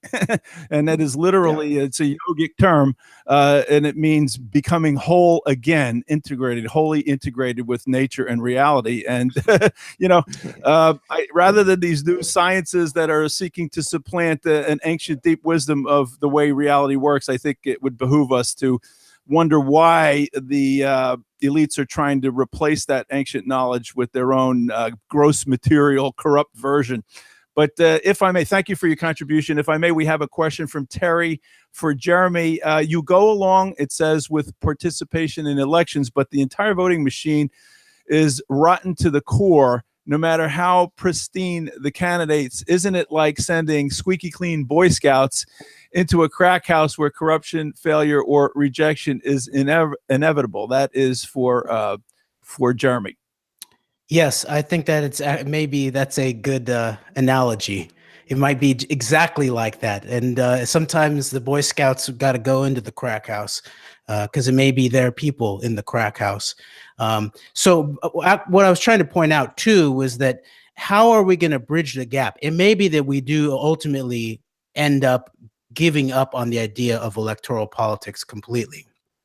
However, I think it might be interesting to at least reapproach it from a perspective of, at the very least, doing imagine if there was a candidate, even imagine just like if Jill Stein, for example, in this last election had put front and center that there was this evidence of machine hacking all the way back for elections and elections and elections, provide the evidence for it for the American people. She got some amount of media coverage. And I warned her that they not only was the Democratic primary going to be stolen. I warned the Democrats around here that it was going to be stolen, as it was.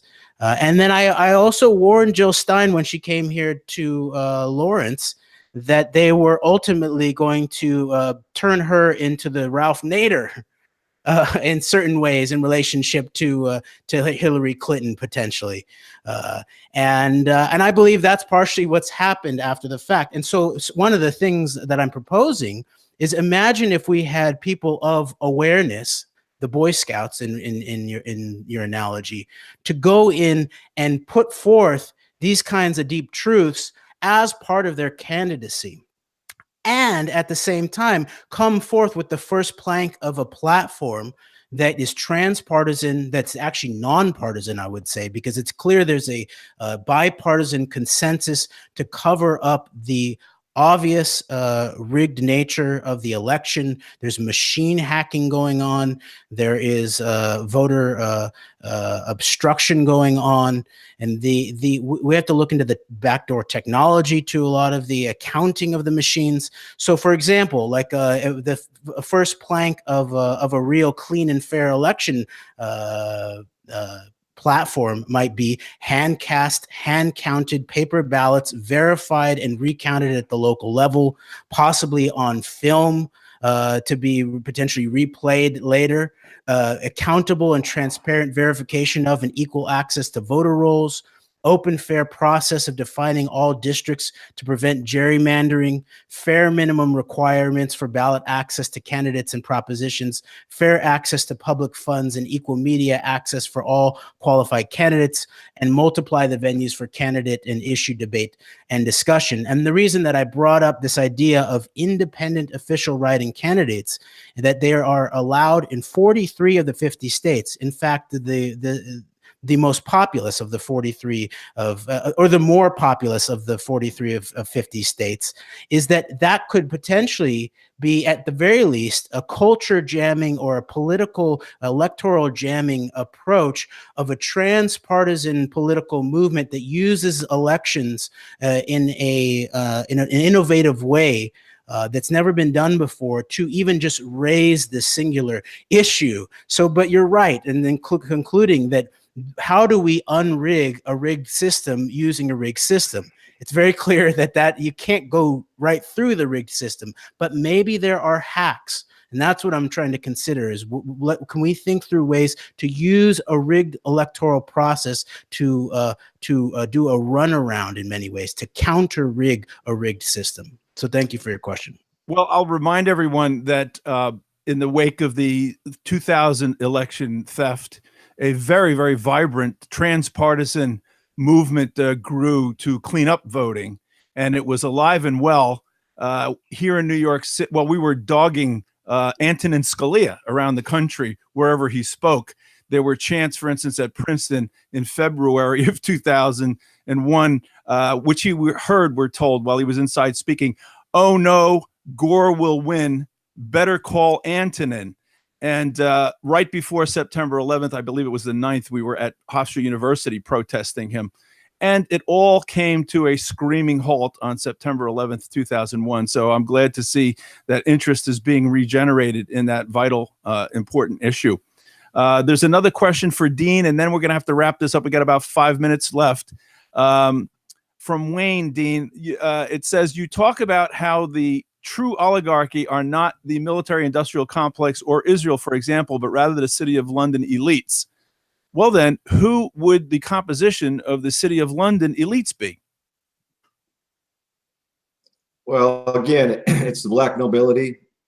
It's the 8 families I mentioned that own the Federal Reserve. It's literally bloodlines. And these people are so powerful. You know, the Rothschild family alone is worth, many people guesstimate, over $100 trillion. Money begets money. So when you had it a long time ago, which they did, they funded, for example, Napoleon. they funded Cornwall and both sides of that war, and they funded every war since, including the war in Syria. There's a company called Genie Oil that's in the Golan Heights that has. This is why the Syria thing's happening. They're trying to put a pipeline from the. They want to go from Qatar through Turkey into Europe to supplant the Russian Nord Stream gas line that the Germans are about ready to tap into, because this is owned by the Rothschilds. Qatar, again, is a monarchy, single family, Al Thani's created by the British Empire, these families. And on the other side of it, the Iranians want to go from the South Pars oil field, which they own, and they want to go through the Golan Heights. But Genie Oil has contracts in the Golan Heights. And Genie Oil, the shareholders of this thing are Dick Cheney, Bill Richardson, Mary Landrieu, Lawrence Summers. It's bipartisan. And the biggest one is Lord Rothschild, Lord Victor Rothschild.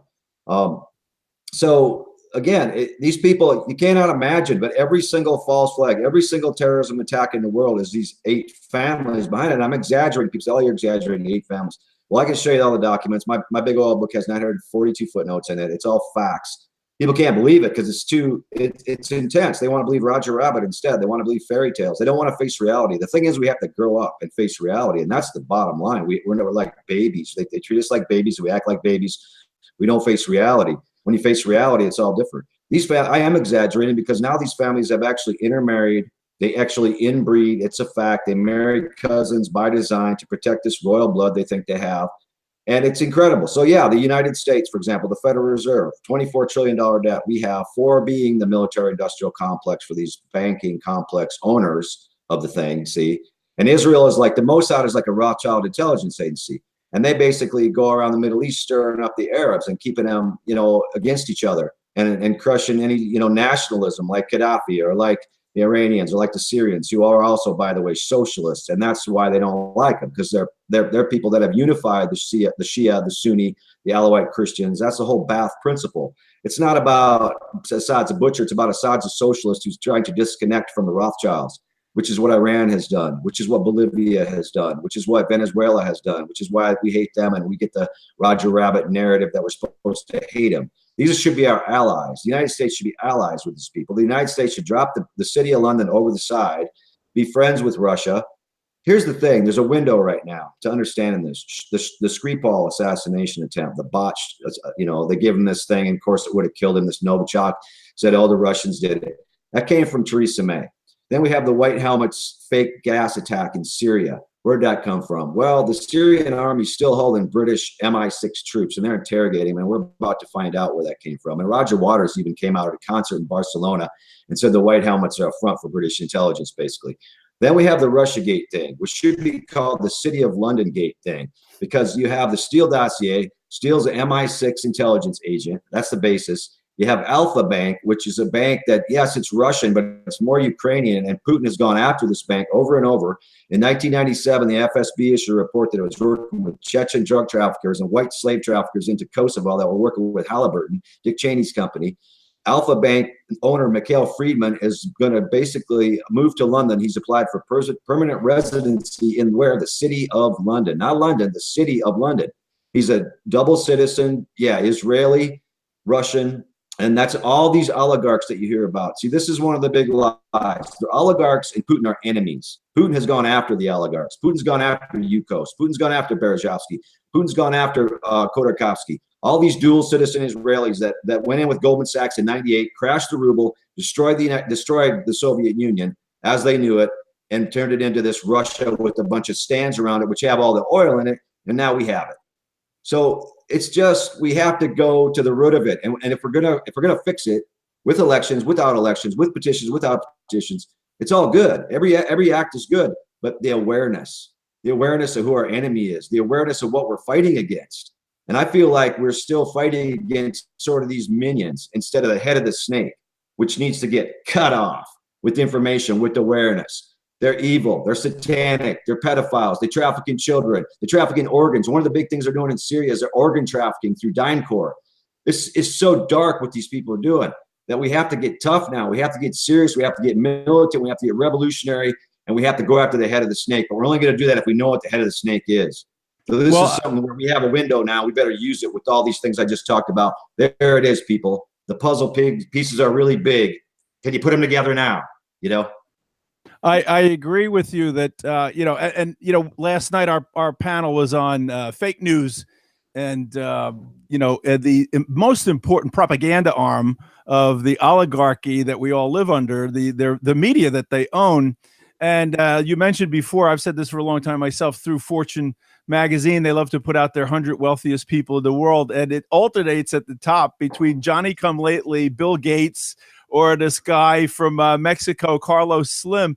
This is a bad joke. Okay. I think the Queen of England probably has more wealth hanging on the walls of the entryway to Buckingham Palace than Bill Gates has had and ever will have. Yet these people are never on the list. Not a single royal family, not a single Rothschild, not a single Rockefeller, you know, DuPont. I could go on. When did this happen? When did they all become paupers in these Johnny come latelys? But that's all part of the illusion. That's all part of the game. Speaking of illusion, let's go back, if we could, to Jonathan. Roger Rabbit, very interesting, managing our perceptions. How do you see people overcoming this? We've heard several suggestions, even you know, a spiritual approach and so forth. How do you see people getting over this framed reality that they're handed and kept in? Well, it's a tough question. Hon, can you hear me? Yes, I can hear you quite fine. Can you hear me? Good. Yeah, I can hear you. Yeah, there was something strange going on. Well, it's a funny thing because I'm not even sure how I overcame it. In the last part of my talk, which I didn't get to, I presented a little timeline, right? Let's say that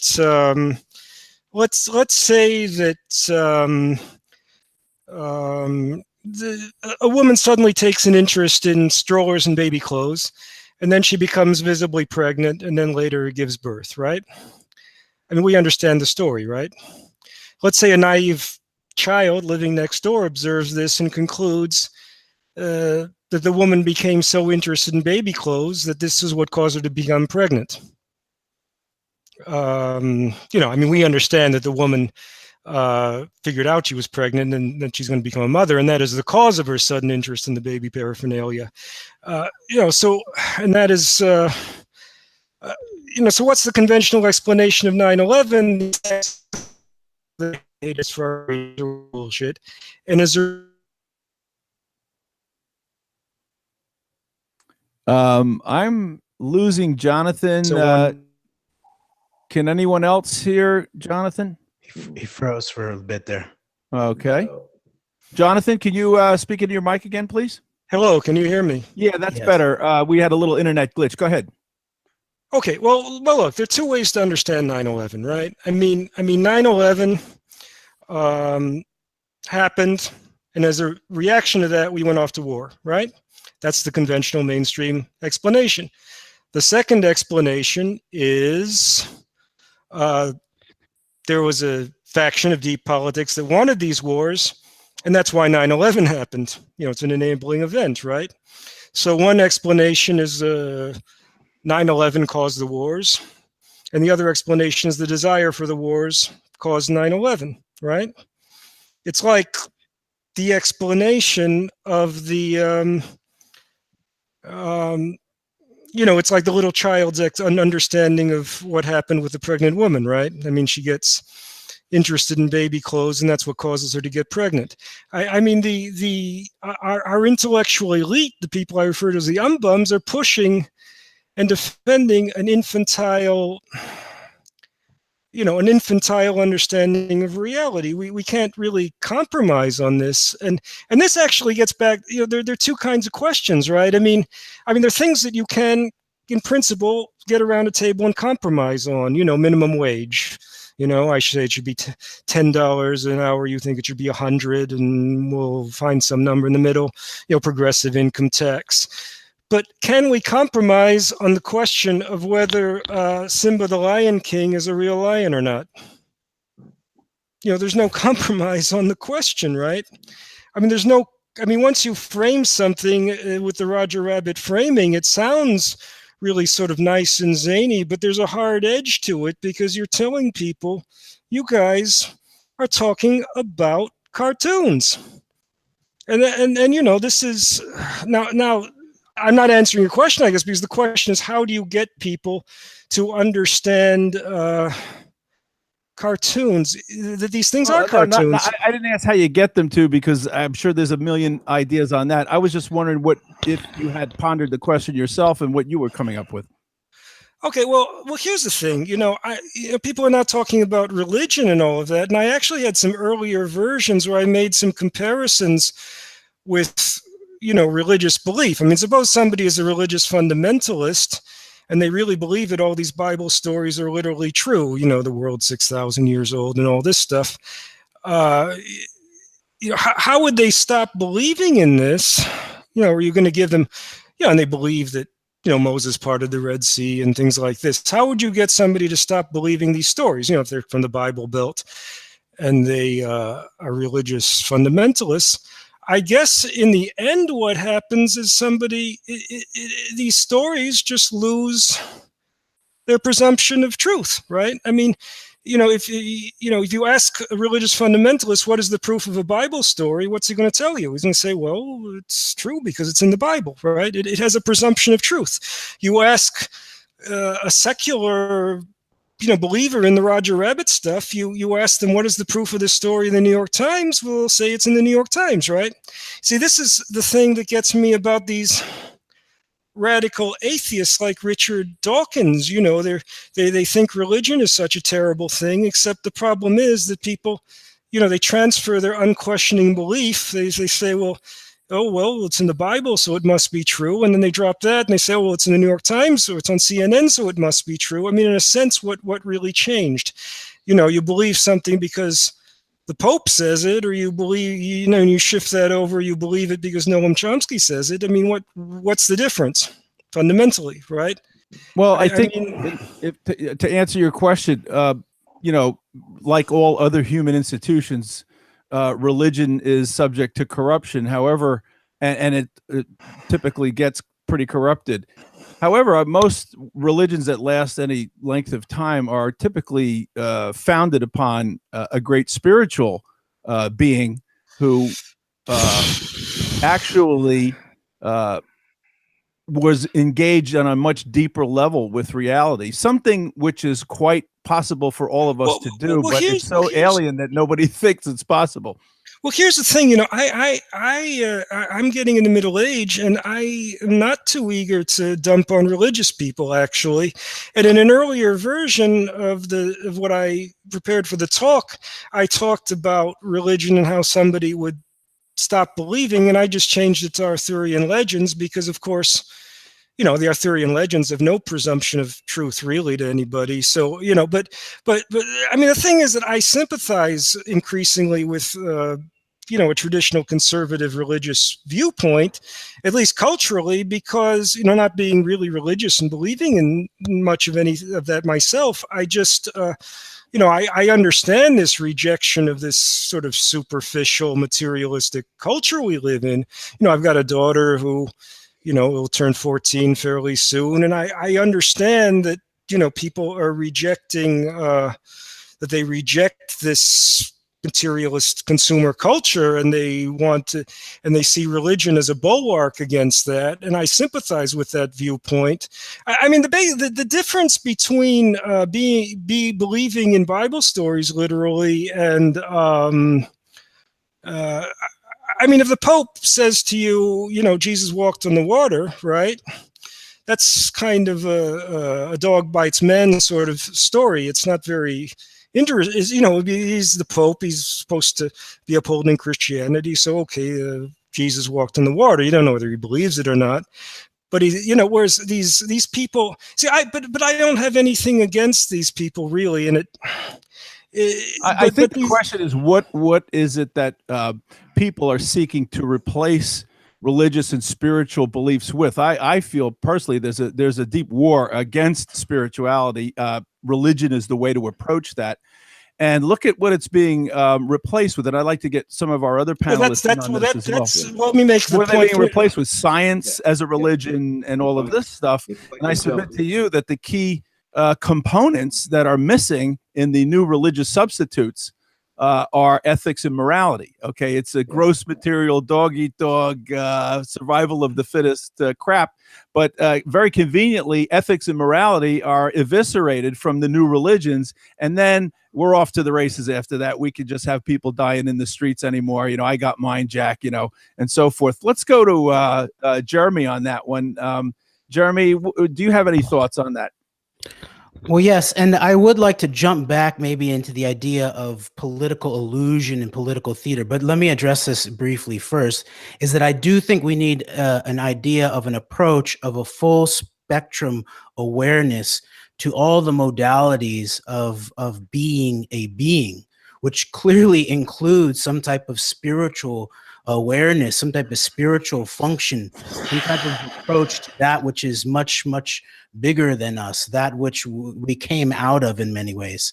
And at the same time, we don't want to be reactionary against the idea of science, but science is become, like scientism has become a religion. It's basically, didn't you hear what the scientists said? They're like the new priest class. Whereas what science really is not a declaration of the truth. It's an experimental process that even the individual can use to basically experiment and make hypotheses in relationship to the physical environment. So it is clear that there should be a synergy of the spiritual and the scientific, and I do believe in the idea of giving each its own realm in a certain way, and and it's also the case that even in spirituality, there's also an intersubjectivity that's possible, even though you can't see it. People can have experiences, maybe in relationship to practice, meditation,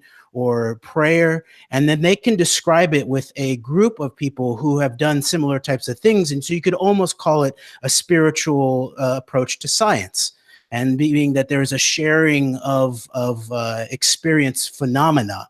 So experience, I think, is the idea of the EX, experiments, experiment, experience.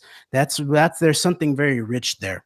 And so if it's okay, I just want to bring up this idea of potential political theater, because yesterday's panel, I know dealt a lot with Russiagate and Julian Assange.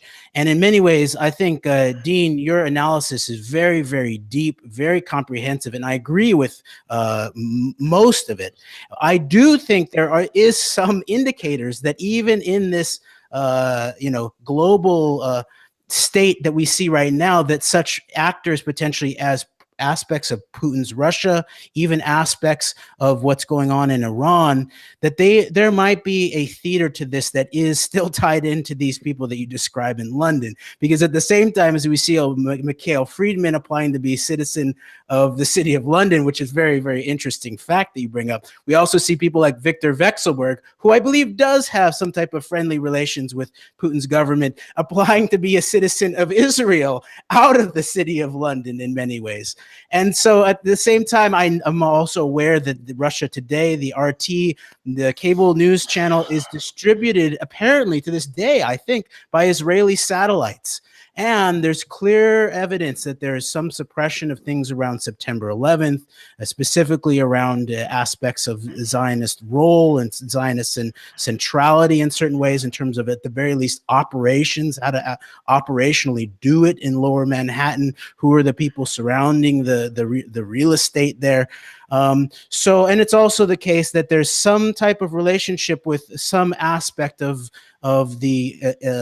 the billionaire elite in Iran that are very much connected in through Swiss banking, German banking, back into this London group that you look at. And so I'm just wondering whether it is the possible case, especially with Putin's close relationship with the Chabad, the global Chabad Lubavitch, which is basically a military intelligence arm of aspects of the global Jewish deep state, Beryl Lazar, whether that's possible that, yes, Putin sort of put some oligarchs in jail, ostracized some of them, dealt with some of them, but has made friends with another group that's still tied into the city of London as the common factor. Dean, what are your thoughts on that? Those are really good points, very good points, and it's true. And I'm skeptical also because, and you have to be skeptical. You have to realize that anytime something gets out there, as much as RT has gotten out there, as much as even Press TV has gotten out there, there's an agenda, and this is how powerful the crown is. This is how they have agents. They have crown agents in every country. You mentioned the billionaire Iranians, like the Rafsanjani family. Exactly. There are people surrounding everybody. There are people trying to infiltrate everything, and they have the Brotherhood of the Snake, which is what these guys originally call themselves. After the Adam and Eve story, by the way, in the Bible, going back to the spirituality part a little bit, we ate from the tree of knowledge. See, that's the thing, and that's where the mind comes in, and it's just one of many metaphors. It's not like Adam and Eve, whatever, they were real. No, it's a metaphor for humanity. It's a good metaphor. And there's metaphors in the Quran too, and there's metaphors in the Bhagavad Gita. There's metaphors for the idea that we let our minds take over. We think, we worship our brains. We ate from the tree of knowledge. We weren't supposed to. We were supposed to be content and grateful in the Garden of Eden, and instead we had to go crazy and make GMO foods with our science and make nuclear bombs with our science. See, there's nothing wrong with science if it's real science.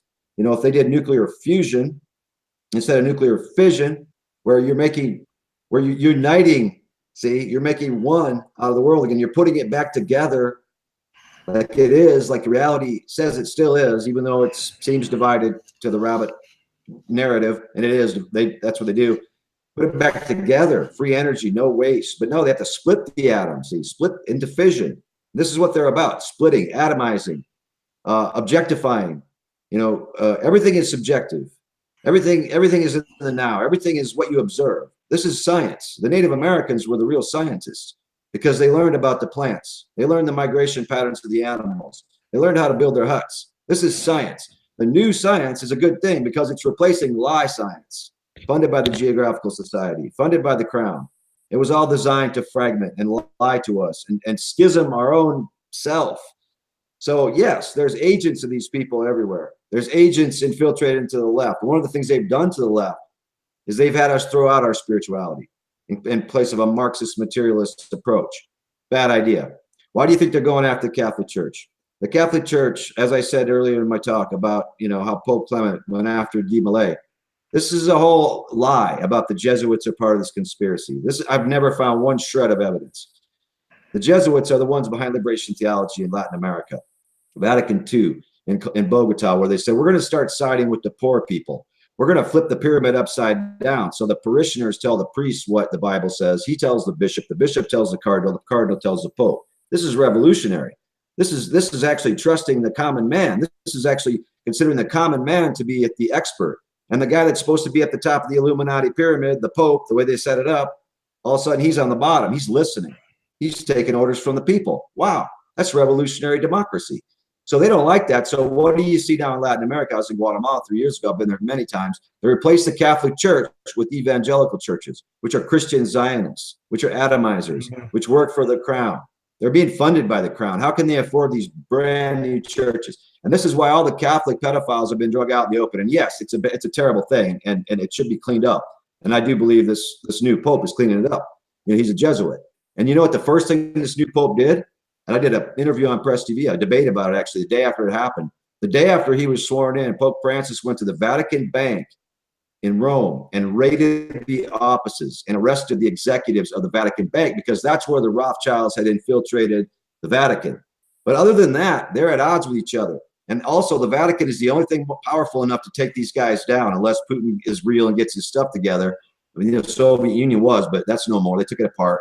So why do you think there's Dan Brown and Angels and Demons? Dan Brown is an Illuminati front man. He came out of nowhere and he writes these articles that are just horse shit. I mean, the angels in that movie are the demons, and the demons are the angels. The families that the priority of Zion that he glorified for getting us out of the Enlightenment. You know what the Enlightenment was? The Enlightenment was the shutdown of the spiritual aspect of mankind and a replacement by Rothschild pseudoscience, which Dean, isn't science at all. Can I ask you something about that, and maybe the other panelists as well?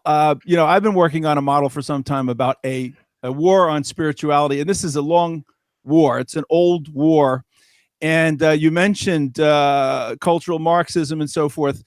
I submit to you that it was a major attempt through the revolution in Russia in 1917 to rip the soul of Russia out through the Orthodox Church. That is a bedrock principle of Russia. They couldn't do it.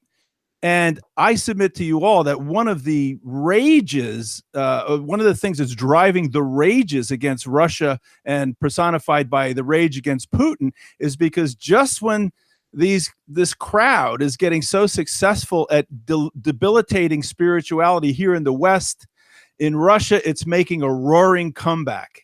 And I think this has them really, really angry. And I wonder, you know, it's also, I think we're in a very similar time to what happened after that revolution, after World War I and before World War II, where the globalists, as represented by the ultra left and the Marxists, were trying to destroy Germany.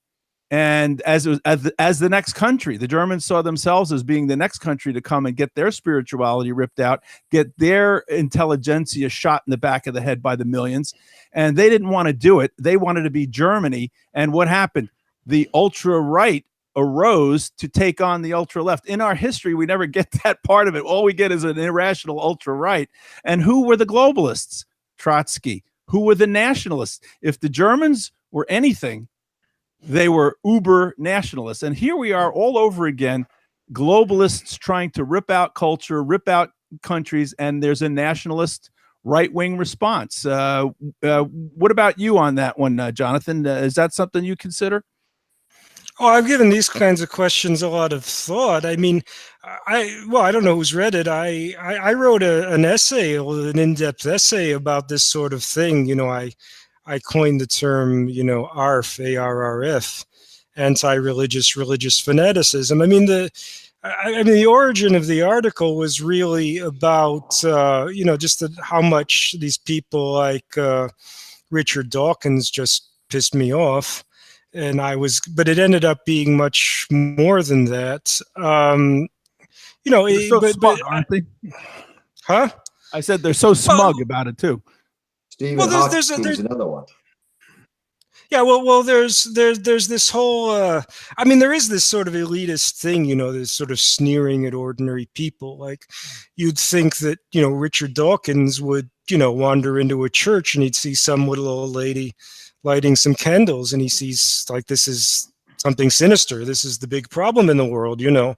I mean, it's just these ordinary people with their ordinary, perhaps simplistic faith, and he sees this as something sinister to fight against. Of course, you know, the problem is that, you know, the unquestioning belief in things, you know, you know, that's the real problem. It's not religion per se. I mean, there's a bigger problem with the unquestioning belief in secular ideologies than with religion at this stage in history. And certainly the central thing I was getting across in that article was that certainly at this stage of history, the secularists are the aggressors.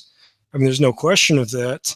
And in some ways, it was an expository exercise to, you know, I sort of looked at the basic secular belief system in the Western countries and sort of analyzed it as if it was a religion. And that was sort of an expository experiment that actually works fairly well, it turns out. You know, it's surprisingly well. Religion minus a great deal of the ethics, especially when it comes to the sanctity of human life in all forms, not to mention all life on the planet, I would say.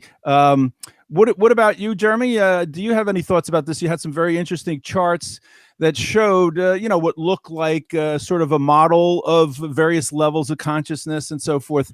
How do you see this spirituality? Do you feel there's a war on spirituality? A, B, does spirituality have some value as a way to become more greatly integrated with reality? Second of all, yes, for sure. And that I think it's unavoidable that we all, in order to develop our faculties, all of our faculties, which include our ethical and moral faculties, there is, we all, even those of us who might call ourselves secularists or atheists, at some point are going to have to pass through the spiritual gate.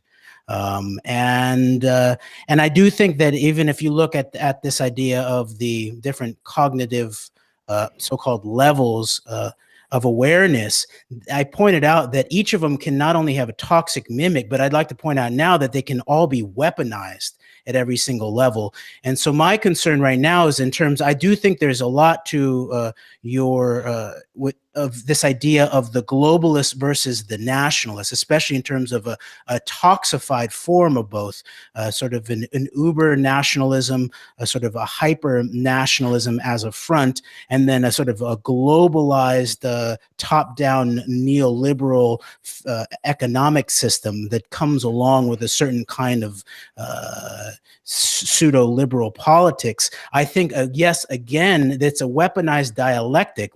I do see it again as some type of Rothschild weaponized dialectic similar to the past. And my concern is that things like this relationship between people like Netanyahu, Trump, Putin, and if we see this idea of psychometrical warfare through things like Cambridge Analytica, they were actually doing mass psychographical testing of warfare terminology in terms of build the wall, going against Muslims who played really well. And so there's something about this where this nationalism, if you go look at a lot of these figures, such as Tommy Robinson, a lot of these people are basically just Zionist fronts. Gert Wilders, this is straight out of Tel Aviv in many ways.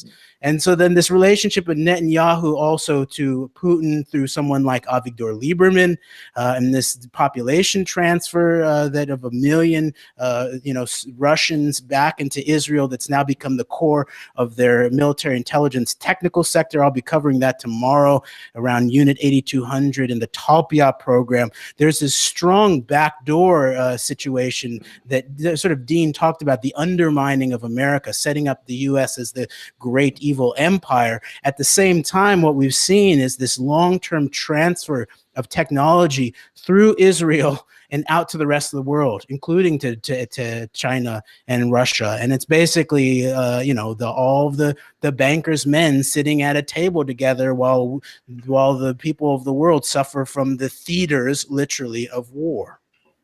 And additionally, a big population transfer, almost a tenth of the population into Sweden, for instance, mostly from the Middle East, and atomization, breaking down of culture.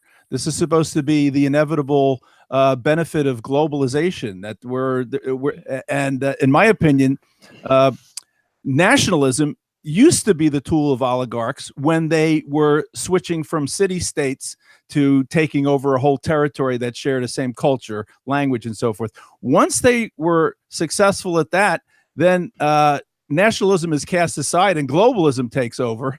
So now I think, nationalism has had a bad taste in its mouth for everybody. I see it as a form of community, as a high form of community where a population can experiment with their own social development and say, no, we would rather have women have these rights than that rights. But that's okay. That's what we want to do in our nation over here. You do what you want to do in your nation over there. That's going to be wiped out. So I think right when nationalism had the worst possible name, it's been abandoned by the oligarchs. And now globalization takes over and we say, wait a minute, I like it where everybody has their own way of doing things. That's what makes the world go round. Dean? Problem, reaction, solution, the Hegelian dialect. You create a problem and you have to fix it, and the draconian solution that follows is draconian, from Drago. So, it's gonna look, we're the fall guy. Cecil Rhodes' Last Will and Testament explains it, where he left all his money to the Rothschilds. And he says the last sentence is the ultimate goal is the destruction of the United States of America and the return to the British Empire. That's a fact. And this is what they're working on. But in the meantime, it's great that we can, crank out all these guns, die, and get 24 trillion in debt. And by the way, it's not to the Chinese that we're in debt. It's to these 8 families mostly. The thing we need to do is cancel this debt, focus on nationalizing the Fed, focus on the city of London, and focus on the perpetrators of this illusion that everybody's had some really great insights into. Because if we don't put our sights on them right now, believe me, their sights are on us. DARPA, the logo is a pyramid with all-seeing eye. The all-seeing eye is 5G. This is in other words, the consecration of their new world order. It's going to be done. Do not allow 5G to happen, anyone, and do not have anything to do with it. Because when you do, everything's talking to each other, the devices, and we're a device too. And they can, at that point, they can literally program our thoughts, which they're kind of doing already with the internet.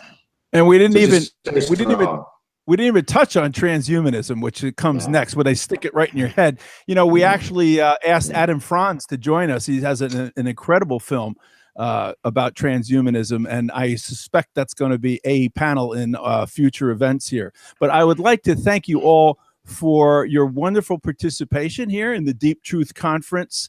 I'm going to go through each of you. Dean, you're on live right now. Tell everybody where they can go to find your readings and whatever other work that you produce.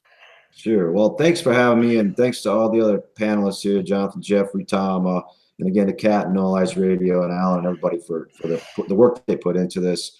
My stuff, you can go to just Google Dean Henderson's the easy one, but it's hendersonlefthook.wordpress.com. You can subscribe for free, upper right-hand corner, click the button, you'll get it in your email, although the CIA is always trying to screw that up. And if they do, just ask me, I'll enter it for you. They deleted my website in 2014, and I'm just getting it, going again. But, my books are there. I've got 5, and my wife's got some books there, and just go there, and you can follow my stuff on a weekly basis and get it in your inbox. Thanks again for having me. Very good. Thank you. Very, very interesting. I'm going to go right across the bottom here. Jeremy Rothe-Kushel, where can our viewers go who are not familiar with your work to get more familiar with your work? I host a weekly podcast on No Lies, hosted by No Lies Radio and Alan there. Thank you. Called The Antidote, ANTEDOTE, with Greg McCarran. We also post to YouTube when we're starting to get censored there, but do sometimes a weekly Talpiot talk. You can Google that, the interesting group of gentlemen with that. And then I often co-host False Flag Weekly News, again on No Lies Radio, often with Dr. Kevin Barrett. This next week I'm going to do it with Professor Tony Hall, who's going to tell us about his academic freedom class. But you can also just Google my name, Jeremy Rothe-Kushel, into whatever, or don't Google it, maybe DuckDuckGo it, but and you can see some of start page. Yeah, some of the journalistic encounters I've had with some various people. And so thank you very much to my fellow panelists, Dean and Jonathan. Thank you, Tom. Appreciate it. Thank you very much. Jonathan Revusky, where can viewers who may not have been familiar with you and your work heretofore go and find out more about it? Okay, well, my site is heresycentral.com, which, is still kind of under construction. I'd really like to build something of a community of like-minded people, so I'd encourage people to go there and even just sort of drop me a note. I'd be looking for contributions, even of good writing. Within the next few days, I'm actually going to put up a manifesto that sort of explains what the goals of the community are. So that's heresycentral.com. I mean, that should be the go-to place. And anyway, thank you for having me on, and we can do it again sometime. Thank you very much. I'm interested to hear more of the Roger Rabbit. I think it's got a very interesting take on things. Well, you can go to my website and read the original article where I put out the idea. I will do that. Friends, we need to take a much needed 1 hour break now, which is actually going to be a little bit less than 1 hour. We are going to reconvene at 2:30 Eastern time for our next panel, False Flags, Mass PSYOP Events as Pretext for Wars and a Surveillance State. And I'll moderate that one as well. The great Barbara Honecker, the great Michael Springman, the great Ole Damgaard, and the great Dr. Kevin Barrett will be on that panel. So let's have some lunch and take a break, and we'll be reconvening in a little less than 1 hour. Okay.